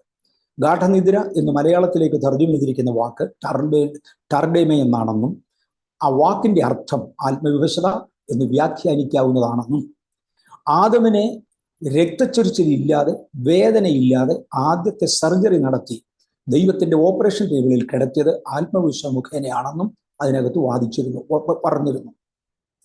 ടർഡേമ എന്ന വാക്കിന്റെ അർത്ഥം കണ്ടുപിടിക്കാൻ ഞാൻ ശ്രമിച്ചു. എനിക്ക് ഈ ഗ്രീക്ക് എബ്രായ ഒന്നും ഒട്ടും അറിയത്തില്ല. പക്ഷെ ബാംഗ്ലൂരിലായതുകൊണ്ട്, യുണൈറ്റഡ് തിയോളജിക്കൽ കോളേജ് ഇതിനടുക്കലായതുകൊണ്ട്, പെന്തക്കോസ്ത് ഉപദേശിമാര് അവിടെ തിയോളജി പഠിക്കാൻ വരുന്നത് കൊണ്ട് അവരിൽ ഗ്രീക്കും ഹീബ്രു ഒക്കെ എടുത്ത് പഠിക്കുന്ന ആരുടെയൊക്കെയോ സഹായം എടുത്ത് ഞാൻ അവിടെ ചെന്ന് അവിടുന്ന് ബൈബിൾ ഡിക്ഷണറി എടുത്ത് ലെക്സിക്കൻ എടുത്ത് അതിനകത്തൊന്ന് വായിച്ചു വന്നപ്പോൾ ടർഡേമ എന്ന പദം തന്നെയാണ്. ഇപ്പൊ എനിക്ക് വീട്ടിലിരുന്ന് വായിക്കത്തക്ക പോലെ അത്രയും ഫെസിലിറ്റികളുണ്ട്. ടർഡേമ എന്ന വാക്കിന്റെ അർത്ഥം കൊടുത്തിരിക്കുന്നത് causing deep sleep on a person by a supernatural agency for a supernatural purpose. അമാനുഷികമായ ഒരു ശക്തി ഒരു മനുഷ്യനെ നിദ്ര അവസ്ഥയിൽ കിടത്തുന്നതിനെയാണ് ആത്മവിവശത ടർഡേമ എന്ന് വിളിക്കുന്നത്. ദൈവം ആദ്യമേ ആദമിന് അനുഭവം കൊടുത്തു. അതേ പാംലെറ്റിൽ അവർ തുടരുകയാണ് new life Pentecostal fellowship. Abraham ദൈവവുമായി ഒരു ഉടമ്പടി ചെയ്യേണ്ടതിന് വേണ്ടി യാഗം കഴിച്ചപ്പോൾ ദൈവത്തിങ്കിൽ നിന്നൊരു ഗാഠനിദ്ര അവന്റെ മേൽ വന്നു. അബ്രഹാം മയങ്ങിക്കിടന്നു. അവിടെയും ടർഡേമയാണ് ഉപയോഗിച്ചിരിക്കുന്നത്. ദൈവം അവനെ ഉറക്കിക്കിടത്തി ഒരു വെളിപ്പാടിന് വേണ്ടിയായിരുന്നു, ഒരു ദീർഘമായ കവനന്റിന് വേണ്ടി. ഇങ്ങനെ ഒരു 4-5 വാക്യങ്ങൾ എനിക്ക് കിട്ടി. ഈ വാക്യങ്ങൾ എടുത്തു, ഞാനത് വായിച്ചു. വേദപുസ്തക പ്രകാരം അത് സത്യമാണ് എന്നെനിക്കൊരു തോന്നലുണ്ടായി. ഞാൻ ഈ ആശയങ്ങളൊന്ന് വിശദീകരിച്ചോട്ടെ. ഞാൻ നേരത്തെ പറഞ്ഞായിരുന്നു, ദൈവം എന്നോട് ആദ്യത്തെ ദിവസം പറയുന്നത് നിന്നെ ലോകപ്രകാരം പട്ടാളക്കാരനാക്കും, ദൈവത്തിന് വേണ്ടിയും പട്ടാളക്കാരനാക്കും. പട്ടാളത്തിൽ ഞാൻ പറഞ്ഞു ആദ്യത്തെ 3 മാസത്തോളം യൂണിഫോം ഇടാൻ അനുവാദമില്ലായിരുന്നു. ചൊവ്വെ പട്ടാളക്കാരുടെ കൂടെ അവരെ നടക്കുന്ന പോലെ നടക്കാത്തിടത്തോളം തന്നെ യൂണിഫോം ഇടാൻ അനുവദില്ല. അത് കഴിഞ്ഞ് ഓരോ ട്രെയിനിങ് കിട്ടുമ്പോഴാണ് ഓരോന്നത്തെ കയറുന്നത്. ഞാൻ ഒടുവിൽ ഇറങ്ങുന്ന സമയത്ത് ഒരു എയർ കണ്ടീഷൻ റൂമിനകത്ത് മാത്രം ഇരുന്ന് ക്വൈറ്റ് സൊഫിസ്റ്റിക്കേറ്റഡ് എക്യുപ്മെന്റ്സിൽ ജോലി ചെയ്യുന്നിടത്ത് വരെ ഞാൻ വന്നു. പക്ഷെ ഓരോ ലെവൽ കളരുമ്പോഴും ഓരോ ട്രെയിനിങ് ആയിരുന്നു. ഇതുപോലെ ആത്മലോകത്തിൽ ഉയരാൻ എനിക്ക് ട്രെയിനിങ് തരാൻ ദൈവം തീരുമാനിച്ചു. അത് ദൈവത്തിന്റെ പദ്ധതിയായിരുന്നു. എനിക്ക് തോന്നുന്നത് അല്പത്തിൽ വിശ്വസ്തത കാണിക്കാൻ എനിക്ക് സാധിച്ചു കാണാം. അതുകൊണ്ടായിരിക്കാം 22 പേരുള്ള ഒരു ചർച്ച എൻ്റെ കയ്യിൽ തന്നപ്പോൾ ആരുടെയും കാശ് വാങ്ങിക്കാതെ, ആരെയും അനാവശ്യമായിട്ട് ഒരാളിനോടൊരു വാക്ക് പറയാതെ ഒക്കെ എനിക്ക് തോന്നുന്ന ഏറെക്കുറെ എൻ്റെ മാനദണ്ഡത്തിൽ വിശ്വസ്തത കാണിച്ച് അതൊരു 10-500 ആയിട്ടായിരിക്കും. 10-500 പേരെയൊക്കെ ചർച്ചയായ ശേഷമാണ്, അത്രയൊക്കെ വളർത്തി കഴിഞ്ഞ ശേഷമാണ് ഈ സംഭവം നടക്കുന്നത്. അവിടുന്ന് ഞാൻ ഒത്തിരി സംഭവങ്ങൾ വെട്ടിച്ചുരുക്കി ഞാൻ മുന്നോട്ട് വരിക. കാനഡയിലെത്തുമ്പോൾ ഒരാൾ എന്നോട് പറഞ്ഞു, ഞാനൊരു കൺവെൻഷന് വേണ്ടി കാനഡയിൽ പോയത്. അവിടെ എത്തിയപ്പോൾ ഒരാൾ എന്നോട് പറഞ്ഞു, ഈ ടൊറന്റോ ബ്ലെസ്സിങ്സ് എന്ന് പറയുന്ന ഒന്നുണ്ട്, കണ്ടിട്ടുണ്ടോ കേട്ടിട്ടുണ്ടോ? നമ്മൾ കണ്ടിട്ടുമില്ല കേട്ടിട്ടുമില്ല. അദ്ദേഹം പറഞ്ഞു, ഇവിടെ പിന്നെ വില്യാടി ചർച്ച് എന്ന് പറയപ്പെടുന്ന ഒരു ചർച്ചുണ്ട്. അവിടെ ഒരുപാട് പുതിയ അനുഭവങ്ങളുണ്ട്, സാധാരണക്കാരന് ഇല്ലാത്ത ആത്മീയ അനുഭവങ്ങളാണ്. അത് ആത്മീയമെന്ന് അവർ കരുതുന്നു. അതിനെല്ലാം കൂടെ ചേർത്താണ് ടൊറന്റോ ബ്ലെസ്സിങ്സ് എന്ന് പറയുന്നത് എന്ന് പറഞ്ഞു. എൻ്റെ കഴിവിൻ്റെ പരമാവധി ശ്രമിച്ചു. ഞാൻ അവിടെ പോയി കണ്ടു. ഞാൻ ഏതെങ്കിലും ഒരു സ്ഥലത്ത് ഒരു കൺവെൻഷന് വേണ്ടി പോയാൽ ഞാൻ സ്ഥലം കാണാൻ പോകുന്നില്ല. നെവർ. എൻ്റെ പർപ്പസ് കൺവെൻഷനാണ്. അതേ സമയത്ത് ഒരു ആത്മീക പ്രചോദനം ലഭിക്കുന്നതും ആത്മീകമായ പ്രയോജനം ഉള്ളതുമായ ഏതെങ്കിലും ഒന്നുണ്ടെങ്കിൽ പ്രകൃതി സൗന്ദര്യം കാണാൻ പോകത്തില്ല, ചരിത്രം കാണാൻ പോകത്തില്ല. ഇങ്ങനെ ഒരു ആത്മീയ പ്രചോദനം ഉണ്ടെങ്കിൽ കാണുന്ന പതിവുണ്ട്. അതുകൊണ്ട് അദ്ദേഹം എന്നെ, ഒരു നൈനാൻ എന്ന് പറയുന്ന ആളാണ്, എന്നെ കൊണ്ട് ഈ ചർച്ചിൽ പോയി. അവിടെ ചെന്നപ്പോൾ ആളുകൾ ആത്മവിശ്വാസത്തിൽ വീഴുന്നു. ഒരുത്തനൊരിടത്ത് കിടന്നു തുള്ളുന്നു, ഒരുത്തനിടത്ത് മറിയുന്നു. പണ്ട് കാലങ്ങളിൽ മാർത്തോമാ സഭയിൽ നൃത്തമുണ്ടായിരുന്നു. പണ്ട് കാലങ്ങളിൽ മർത്തോമാ സഭയിൽ ആത്മീയ ശക്തി വ്യാപരിച്ച കാലത്ത് നൃത്തമുണ്ടായിരുന്നു. പെന്തക്കോസ്തിന്റെ ഇനീഷ്യൽ കാലങ്ങളിൽ നൃത്തമുണ്ട്. അതുപോലെ ആളുകൾ നൃത്തം ചെയ്യുന്നു. ഇന്നിതൊന്നും നമ്മൾ നോർമൽ ഫീൽഡിൽ കാണുന്നില്ല. ആ കൂട്ടത്തിൽ ആത്മവിശ്വാസം ഞാൻ കണ്ടു. ഞാൻ ഇത് കണ്ടു, അടുത്ത് എന്ന ആളുകളെ ശ്രദ്ധിച്ചു. എൻ്റെ അകത്തൊരു ആത്മീക സംതൃപ്തി തോന്നി. അതിനോട് എനിക്കൊരു പ്രയാസം തോന്നിയില്ല, എനിക്കൊരു ആത്മീക സംതൃപ്തി തോന്നി. ഞാൻ ഇവിടെ ഓൾറെഡി ഇത്രയും വിവരം കേട്ടേച്ചാ പോകുന്നത് ആത്മവിശ്വാസത്തെ കുറിച്ച്. എനിക്ക് സംതൃപ്തി തോന്നി. അതിനുശേഷം ഒരു കോൺഫറൻസിൽ പങ്കെടുത്തു. GCOVE, global consultation of world evangelisation. അത് കൊറിയയിൽ വെച്ചാണ് നടന്നത്. 4000-ഓളം മിഷണറിമാർ ഒരുമിച്ച് ചേർന്നു 14 ദിവസത്തെ ഒരു കോൺഫറൻസ്. അതിനകത്ത് മിക്കവാറും എല്ലാം ഉപവാസം. ഒരു കോൺഫറൻസ് നടത്തി. പീറ്റർ വാഗ്നറാണ് അത് ലീഡ് ചെയ്യുന്നത്. അദ്ദേഹത്തെക്കാൾ കവിഞ്ഞ ഒരു വേദപുസ്തക പണ്ഡിതനെ ആ കാലങ്ങളിൽ അറിവില്ല. എനിക്കൊരു ഒരു ഡോക്ടറേറ്റ് ഒക്കെ ഉണ്ട്. അത് ഓണററി ഡോക്ടറേറ്റ് ഉണ്ട്. അതിനകത്ത് ഒരു തീസിസ് ഉണ്ട്. എൻ്റെ തീസിസ് കറക്റ്റ് ചെയ്തത് ദൈവത്തിന്റെ കരുണയാൽ പീറ്റർ വാഗ്നറുടെ വൈഫാണ്. വാഗ്നർ എന്നോട് പേഴ്സണലി സംസാരിച്ചിട്ടുണ്ട്. അദ്ദേഹം എന്നോട് പറഞ്ഞ എൻ്റെ വൈഫിന്റെ പേരിലാണ് ചെയ്യുന്നതെങ്കിലും ഐ ആം ഡൂയിങ് ഇറ്റ്. അതിനകത്തൊരു വലിയ സംഭവങ്ങളും നടന്നു. അന്ന് എന്നോട് പറഞ്ഞത് 40 പേജ് എൻ്റെ അനുഭവസാക്ഷി എഴുതണം, 100 പേജ് എൻ്റെ തീസിസ് അവതരിപ്പിക്കണം. ഞാനിത് കൊടുത്തു കഴിഞ്ഞിട്ടുണ്ടെങ്കിൽ അദ്ദേഹം പേഴ്സണലി എന്നെ വിളിച്ചു വെച്ച് പറഞ്ഞു, നീ ഒരു കാര്യം ചെയ്യുക, നീ 100 പേജ് നിന്റെ അനുഭവസാക്ഷി എഴുതി, 40 പേജ് തിയോളജി മതി. തിയോളജി എല്ലാവർക്കും അറിയാവുന്നതാണ്, ഒരുമാതിരിപ്പെട്ടവർക്കല്ല ഇതുകൊണ്ട്. ഈ അനുഭവമാണ് ഇല്ലാത്തതെന്ന് പറഞ്ഞാൽ ഞാൻ തിരുത്തി എഴുതി കൊടുത്തിട്ടാണ് ഞാൻ ആ ഡോക്ടറേറ്റും കൊണ്ട് നടക്കുന്നതെന്ന്. വാഗ്നർ സാറാണ് ദൈവത്തിന്റെ കരുണയാൽ അത് കറക്റ്റ് ചെയ്തത്. അപ്പൊ പീറ്റർ വാഗ്നർ ഉള്ള ഈ കോൺഫറൻസിൽ അറ്റൻഡ് ചെയ്തു. അവിടെ വെച്ച് ആത്മവിശ്വാസത്തെക്കുറിച്ച് ഒരു സംസാരം ഉണ്ടായി. അതിനകത്ത് തിയോളജിക്കൽ ഫോറത്തിനകത്ത് എൻ്റെ സംശയം ചോദിക്കാൻ അനുവാദം തന്നു. ആ ഫോറത്തിനകത്ത് ചോദിച്ചപ്പോൾ ജോൺ ഓസ്റ്റനാണ് ആദ്യത്തെ ക്രോസ് ക്വസ്റ്റ്യൻ എന്നോട് ചോദിക്കുന്നത്. അദ്ദേഹം എന്നോട് ചോദിച്ചത്, പ്രയോജനപ്പെടുന്ന ശുശ്രൂഷകന്മാരിൽ ഈ ശുശ്രൂഷ ചെയ്യാത്ത ഒരാളെങ്കിലും ഉണ്ടെങ്കിൽ കേൾക്കട്ടെ. എനിക്കതിൻ്റെ ഒട്ടും മനസ്സിലായി. ഞാൻ പറഞ്ഞത് ഇന്ത്യയിൽ ഉള്ളതല്ല. പറഞ്ഞു ഇന്ത്യയുടെ കാര്യം വിട്, ദാറ്റ് ഈസ് 1040 വിൻഡോയുടെയാണ്. പൈശാചിക ശക്തികളുടെ കുടിയിരിപ്പ് കേന്ദ്രമെന്നാണ് 1040 വിളിക്കുന്നത്. അത് 1040യുടെ കേന്ദ്രം. നീ അത് കള. പ്രയോജനപ്പെടുന്ന ശുശ്രൂഷകന്മാരിൽ ഇത് ചെയ്യാത്ത ഒരാളെങ്കിലും ഉണ്ടെങ്കിൽ പറ. ഞാൻ രക്ഷിക്കപ്പെട്ടു വന്ന് പെന്തിക്കോസ്തിലായ കാലം മുതൽ ഞാൻ ഇത് കാണുന്നതാണ്, ഞാൻ ചെയ്യുന്നുണ്ട്, നിനക്കിതിനകത്തും തന്നെ സംശയം? അദ്ദേഹത്തിന്റെ ചോദ്യമായിരുന്നു. രണ്ടാമത്തെ ചോദ്യം എന്നോട് ചോദിച്ചത് അദ്ദേഹമായിരുന്നു, പോൾ യോങ്ചോവ്. യോങ്ചോവ് ചോദിച്ചിട്ട് നിനക്ക് ഇതിനെക്കുറിച്ച് ഇന്നും അറിഞ്ഞുകൂടെ? ഞാൻ 6 മെമ്പേഴ്സ് ഉണ്ടായിരുന്ന കാലത്ത് നിന്ന് 10 ലക്ഷം വരെ, അന്ന് 8 ലക്ഷമേ ഉള്ളൂ ആ കാലത്ത്. ഈ GCOVE നടക്കുമ്പോൾ 8 ലക്ഷമാണ് അദ്ദേഹത്തിന്റെ ചർച്ചിന്റെ മെമ്പർഷിപ്പ്. 8 ലക്ഷം വരെ വളർന്നതിന്റെ പുറകിൽ പരിശുദ്ധാത്മാവിന്റെ എല്ലാ കൃപാവരം കണ്ടു. സ്ലൈനിങ് ഈസ് എ കോമൺ തിങ്. അതിനകത്ത് ആർക്കാ ഡൗട്ട്? ഓക്കെ, ഇതായിരുന്നു അവരുടെയൊക്കെ ഡൗട്ട്. എനിവേ, ഞാൻ അവിടുന്ന് അമേരിക്കയിലെത്തി പാസ്റ്റർ ബെഥേൽ പി ജേക്കബിന്റെ ചർച്ചിൽ വെച്ചാണ് ആദ്യമായി ഞാൻ ഇതിനെക്കുറിച്ച് 15 മിനിറ്റ്സ് ഒരു മെസ്സേജ് തരുന്നത്. അതിനകത്ത് ഈ what in the world around is happening among us എന്ന ആ പുസ്തകത്തിൽ തന്നിരുന്ന 2, 3, 4 റെഫറൻസസ് കാണിച്ചുകൊണ്ട് ആത്മവിശ്വാസ ബൈബിളിൽ ഉണ്ട് എന്നിത്യാദികൾ എൻ്റെ ആശയം ഞാൻ പറഞ്ഞു. പാസ്റ്റർ ബെഥേൽ പി ജേക്കബ് ഈ ശുശ്രൂഷ ചെയ്യുന്നതാണ്. അതുകൊണ്ടാണ് സൗകര്യമായിട്ടോടെ പറയാൻ എനിക്ക് സാധിച്ചത്. അവിടെ ഇരുന്ന ഒരു സഹോദരൻ രാത്രി 9 മണിക്ക് ഞങ്ങൾ മീറ്റിംഗ് കഴിഞ്ഞ് പിരിഞ്ഞുപോയി. ഒരു 12-12:15 മണിയായപ്പോഴത്തേക്ക് ആ സഹോദരൻ എന്നെ വിളിച്ചു. അദ്ദേഹം തിയോളജിക്കലി വെരി ഹൈലി ക്വാളിഫൈഡ്. ഈ ബെഥേൽ പി ജേക്കബിന് ആ കാലങ്ങളിൽ ഉണ്ടായിരുന്ന 95, 96 ആ കാലഘട്ടങ്ങളിൽ ഉണ്ടായിരുന്ന ചർച്ച് എന്ന് പറയുന്നത് അമേരിക്കയിലെ മലയാളി പെന്തക്കോസ്തുകാരുടെ ക്രീമായിരുന്നു. അവരെല്ലാം കൂടെ ഒരുമിച്ചായിരുന്നു. അതിനകത്തുനിന്ന് ഒരു സഹോദരൻ ഒരു 12-12:15 എന്നെ വിളിച്ചു പറഞ്ഞു, പാസ്റ്റർ 4 റെഫറൻസ് തന്നു. ബൈബിളിൽ 200-ലധികം റെഫറൻസസ് ഉണ്ട്. Only thing they are not properly translated. അപ്പൊ ഇവനൊരു ഭാഷാ പണ്ഡിതനും കൂടാ. ഞാൻ പറഞ്ഞു, ബ്രദറെ ദയവ് ചെയ്ത്, ഞാൻ അദ്ദേഹത്തിന്റെ പേര് ഞാൻ ഓർക്കുന്നില്ല, ഞാൻ ഈ കഴിഞ്ഞ വർഷം അദ്ദേഹത്തെ കണ്ടിരുന്നു, ദയവ് ചെയ്ത് അതിന്റെ റെഫറൻസസ് എല്ലാം കൂടെ ഒന്ന് എഴുതിയെടുത്തൊരു പ്രിന്റ് ഔട്ട് എടുക്കുക, എനിക്ക് വേണമെന്ന്. പുള്ളി പറഞ്ഞു, പ്രിന്റ് ഔട്ട് ഓൾറെഡി ഞാൻ എടുത്ത് വെച്ചിട്ടുണ്ട്. ആ രാത്രിയിൽ 1 മണിക്ക് ഞാൻ താമസിച്ചിരുന്ന വീട്ടുകാരനെ വിളിച്ച് ശല്യപ്പെടുത്തി അങ്ങേരെയും കൊണ്ടുപോയി ഞാൻ ഈ മനുഷ്യന്റെ അടുക്ക് എന്ന റെഫറൻസ് എടുത്തുകൊണ്ട് വന്ന് വെളുക്കുന്നതിന് വരെ ഞാൻ എടുത്ത് വായിക്കുകയായിരുന്നു. ഇങ്ങനെ ഒരു തറവ് സ്റ്റഡി ഇതിനെക്കുറിച്ച് നടത്തിയതാണ്. തിയോളജിക്കൽ സ്പെഷ്യലിസ്റ്റ് എല്ലാവരും ഇതിനെ അപ്രൂവ് ചെയ്തത്. ഇത് കഴിഞ്ഞ് ആദ്യമേ പാസ്റ്റർ ബെഥേൽ പി ജേക്കബിന്റെ വീട്ടിലിരുന്നുകൊണ്ടാണ് ഞാനൊരു പുസ്തകം എഴുതുന്നത്. ആത്മവിവശത ഒരനുഭവം എന്ന് പറഞ്ഞൊരു പുസ്തകം എഴുതി. ഒരു 20ഓളം പേജ്, 20-30 പേജുകൾ ഈ ആത്മവിവശതയെ കുറിച്ച് മാത്രം ആ പുസ്തകത്തിനകത്ത് കൊടുത്തത്. ഡർബനിൽ വെച്ച് അദ്ദേഹത്തിനുണ്ടായ കുറെ എക്സ്പീരിയൻസസ് ചേർത്ത് അദ്ദേഹം അതിൻ്റെ കൂടെ 2 ചാപ്റ്ററും കൂടെ ഒടുവിൽ കൊടുത്തു. എന്നിട്ട് ഞങ്ങൾ പറഞ്ഞു, നമുക്കൊരു കാര്യം ചെയ്യാം, ഇത് ആരെങ്കിലും വിവരമുള്ളവരോട് ചോദിക്കാം. നമ്മൾ രണ്ടുപേര് തന്നെ ഇത് ചെയ്തു എന്ന് പറയുന്നത്. കാര്യം കേരളത്തിലെ മലയാളികൾ മുഴുവനും കൂടെ ഇവർ ഭയങ്കര ബൈബിൾ സ്കോളേഴ്സ് എന്നാ പറയുന്നത്, ഇവരെല്ലാം കൂടി എതിർക്കുന്നുണ്ട്, ഇവർക്ക് ഈ അനുഭവമില്ല. ഇപ്പൊ ഒരാൾക്കൊരു അനുഭവം ഇല്ല എന്നുള്ളത് കൊണ്ട് അത് കള്ളമെന്ന് പറയാൻ ഒക്കത്തില്ല. ഒരാൾക്ക് ഈ അനുഭവം വന്നത് പല കാരണങ്ങളാലാണ്, അതും അറിഞ്ഞുകൂടാ. അതുകൊണ്ട് ഇതിനെക്കുറിച്ച് ഔദ്യോഗികമായി പറയാൻ കഴിയുന്ന ആരോടെങ്കിലും ചോദിക്കാമെന്ന് പറഞ്ഞ് അവിടുന്ന് ഞങ്ങൾ 2 ലെറ്റർ എഴുതി. പാസ്റ്റർ ബെഥേൽ പി ജേക്കബിന്റെ ലെറ്റർ ഹെഡിൽ ഞാൻ ടൈപ്പ് ചെയ്തത് 2 ലെറ്റർ എഴുതി. ഒന്ന് അസംബ്ലീസ് ഓഫ് ഗോഡിന്റെ ജനറൽ സൂപ്രണ്ടിനും, വേറൊരെണ്ണം ചർച്ച് ഓഫ് ഗോഡിന്റെ ജനറൽ ഓവർസിയർക്കുമായിരുന്നു. ഇങ്ങനൊരു അനുഭവത്തെക്കുറിച്ച് ഞങ്ങളുടെ ഇടയിൽ കേൾക്കുന്നു, ഇതിനെക്കുറിച്ച് സഭയ്ക്കുള്ള മാന്യത അറിയിക്കണം. ഞാൻ എഴുതി, ഞാൻ അസംബ്ലീസ് ഓഫ് ഗോഡിന്റെ പാസ്റ്ററാണ്, അതുകൊണ്ട് നിങ്ങളുടെ കയ്യിൽ നിന്ന് കിട്ടുന്ന ഉപദേശം എനിക്ക് അംഗീകരിച്ചേ പറ്റൂ. അസംബ്ലീസ് ഓഫ് ഗോഡിന്റെ ഹെഡ്ക്വാർട്ടേഴ്സിന്റെ പരിശുദ്ധാത്മാവിന്റെ പ്രവർത്തനങ്ങളെ നിയന്ത്രിക്കാൻ ഒക്കത്തില്ല, പലതും ചെയ്തെന്ന് വരും.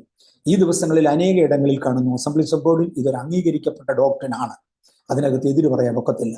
2, അസൂസ സ്ട്രീറ്റിൽ ആരംഭിച്ച പെന്തക്കോസ്റ്റൽ മൂവ്മെന്റിൽ ഇത് ഉണ്ടായിരുന്നു, അതുകൊണ്ട് പരിശുദ്ധാത്മാവിൻ്റെതല്ല എന്ന് ഞങ്ങൾക്ക് പറയാൻ ഒക്കത്തില്ല. എന്നാൽ എവിടെയും ഡ്യൂപ്ലിക്കേറ്റ് ഉണ്ടാകാം, അതുകൊണ്ട് ഡ്യൂപ്ലിക്കേറ്റ് ഉണ്ടാകാതെ ശ്രദ്ധിച്ചോണം. ഇതായിരുന്നു അദ്ദേഹത്തിന്റെ മറുപടി.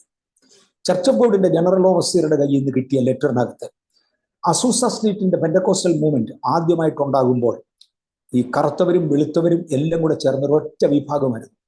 അന്നുണ്ടായ പ്രശ്നം, വെളുത്ത സ്ത്രീകൾ ആത്മവിവശതയിൽ താഴെ വീഴുമ്പോൾ കറുത്ത പുരുഷന്മാർ അവരെ പിടിച്ചു കിടത്തുകൊണ്ട് ഒരു റേഷ്യൽ വയലൻസ് ആയിരുന്നു.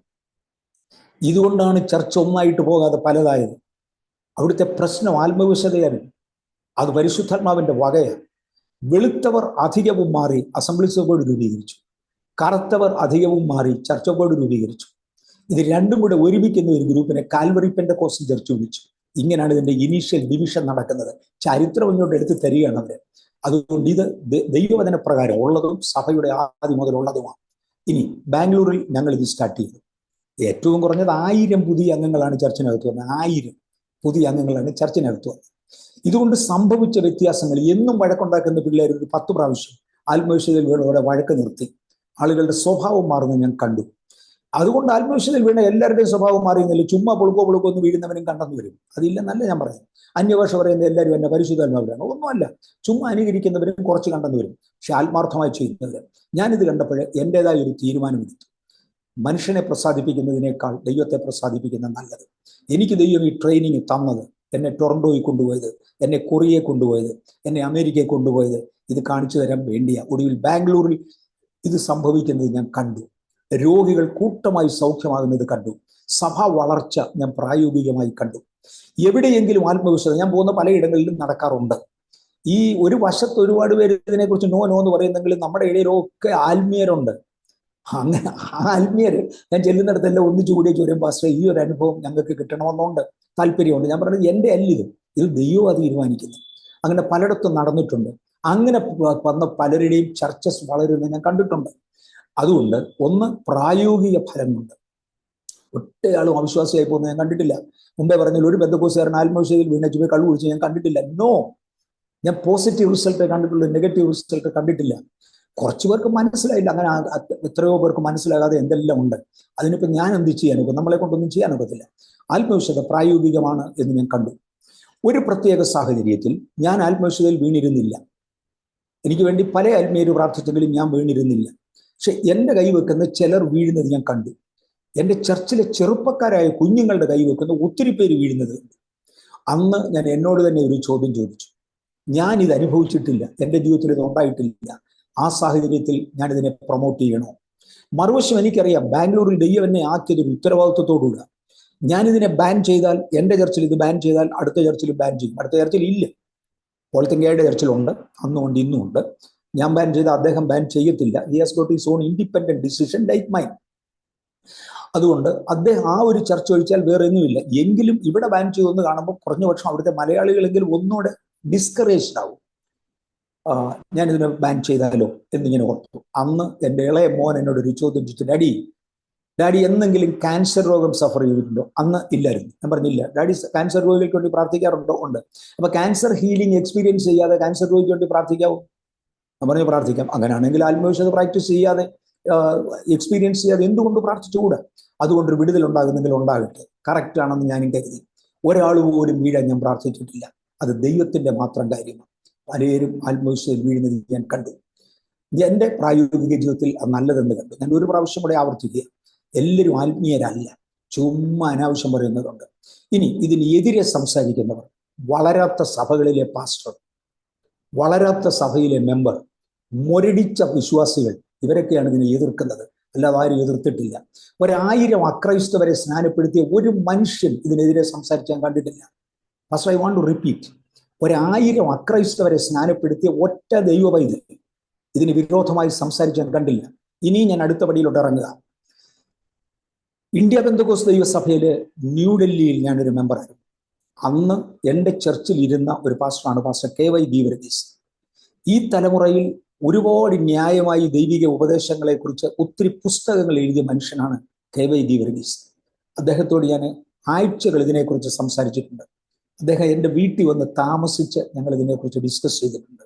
അദ്ദേഹം പറഞ്ഞു, ഒരിക്കലും പരിശുദ്ധാത്മാവിനെതിരെ സംസാരിക്കത്തില്ല. ഈ ആത്മാവിൻ്റെ അല്ലെന്ന് പറയാൻ എനിക്ക് ഒരു തെളിവുമില്ല. പരിശുദ്ധാത്മാവ് എങ്ങനെയും പ്രവർത്തിക്കാം. അമേരിക്കയിൽ സാമാന്യം നന്നായി പ്രവർത്തിച്ച ഒരാളായിരുന്നു ഒരു pastor KV Johnson. Pastor KV ജോൺസന്റെ ചർച്ചിൽ ഇത് വളരെ ഗൗരവമായി നടന്നു. ഇത് ഞങ്ങളവിടെ ശുശ്രൂഷിക്കുമ്പോഴാണ് നടന്നത്. KV ജോൺസൺ ആണ് എൻ്റെ വിവാഹത്തിന് പ്രസംഗിച്ചത്. ഷാരോനിൽ പെന്തക്കോസ്ത് ചർച്ചിലെ ഒരു സീനിയർ പാസ്റ്റർ ആയിരുന്നതുകൊണ്ട് ഞാൻ അദ്ദേഹത്തെ വളരെ ബഹുമാനിച്ചിരുന്നു. KV ജോൺസൺ എന്നോട് പറഞ്ഞത്, ബ്രദറെ, ഒരു 440 വോൾട്ടേജ്, അമേരിക്ക 110 ഉള്ളൂ, ഒരു 410 വോൾട്ടേജ് 440 വോൾട്ടേജ് ആർക്കെങ്കിലും ഒരു ഷോക്ക് അടിച്ചാൽ ഒരുത്തന്റെ കൈ അവൻ പെട്ടെന്ന് പുറകോട്ട് വലിച്ചെന്നിരിക്കും, വേറൊരുത്തൻ മുന്നോട്ട് മറിഞ്ഞടിച്ചു വീണെന്നിരിക്കും, ഒരുത്തൻ പുറകോട്ട് വീണെന്നിരിക്കും, ഒരുത്തൻ നലിച്ചെന്നിരിക്കും, വേറൊരുത്തൻ ചത്തെന്ന് വരും. ഒരേ പവറാകുന്നു. വ്യത്യസ്ത അനുഭവങ്ങൾ. പരിശുദ്ധാത്മാവിന് സ്വാതന്ത്ര്യം കൂടെ വ്യത്യസ്ത അനുഭവങ്ങളിൽ വരും. ആത്മസ്വാതന്ത്ര്യം ഇല്ലാത്തിടത്ത് ദൈവത്തിന് ഒന്നും ചെയ്യാനൊക്കത്തില്ല. ഞാൻ അങ്ങോട്ട് ഓരോ പേരെടുക്കാൻ പോകുന്നില്ല. ഒരുപാട് അനുഭവങ്ങൾ എനിക്കറിയാം. ചർച്ച് ഓഫ് ഗോഡിന്റെ ജനറൽ ഓവർസിയർ ആയിരുന്ന സാങ്കുട്ടി സാർ, PAV സാർ, ബാംഗ്ലൂരിൽ എൻ്റെ കൂടെ വന്ന് നമ്മുടെ ചർച്ചിൽ മിനിസ്റ്റർ ചെയ്ത് മണിക്കൂറുകൾ ഞങ്ങൾ ഒരുമിച്ച് ചെലവഴിച്ചിട്ടുണ്ട്.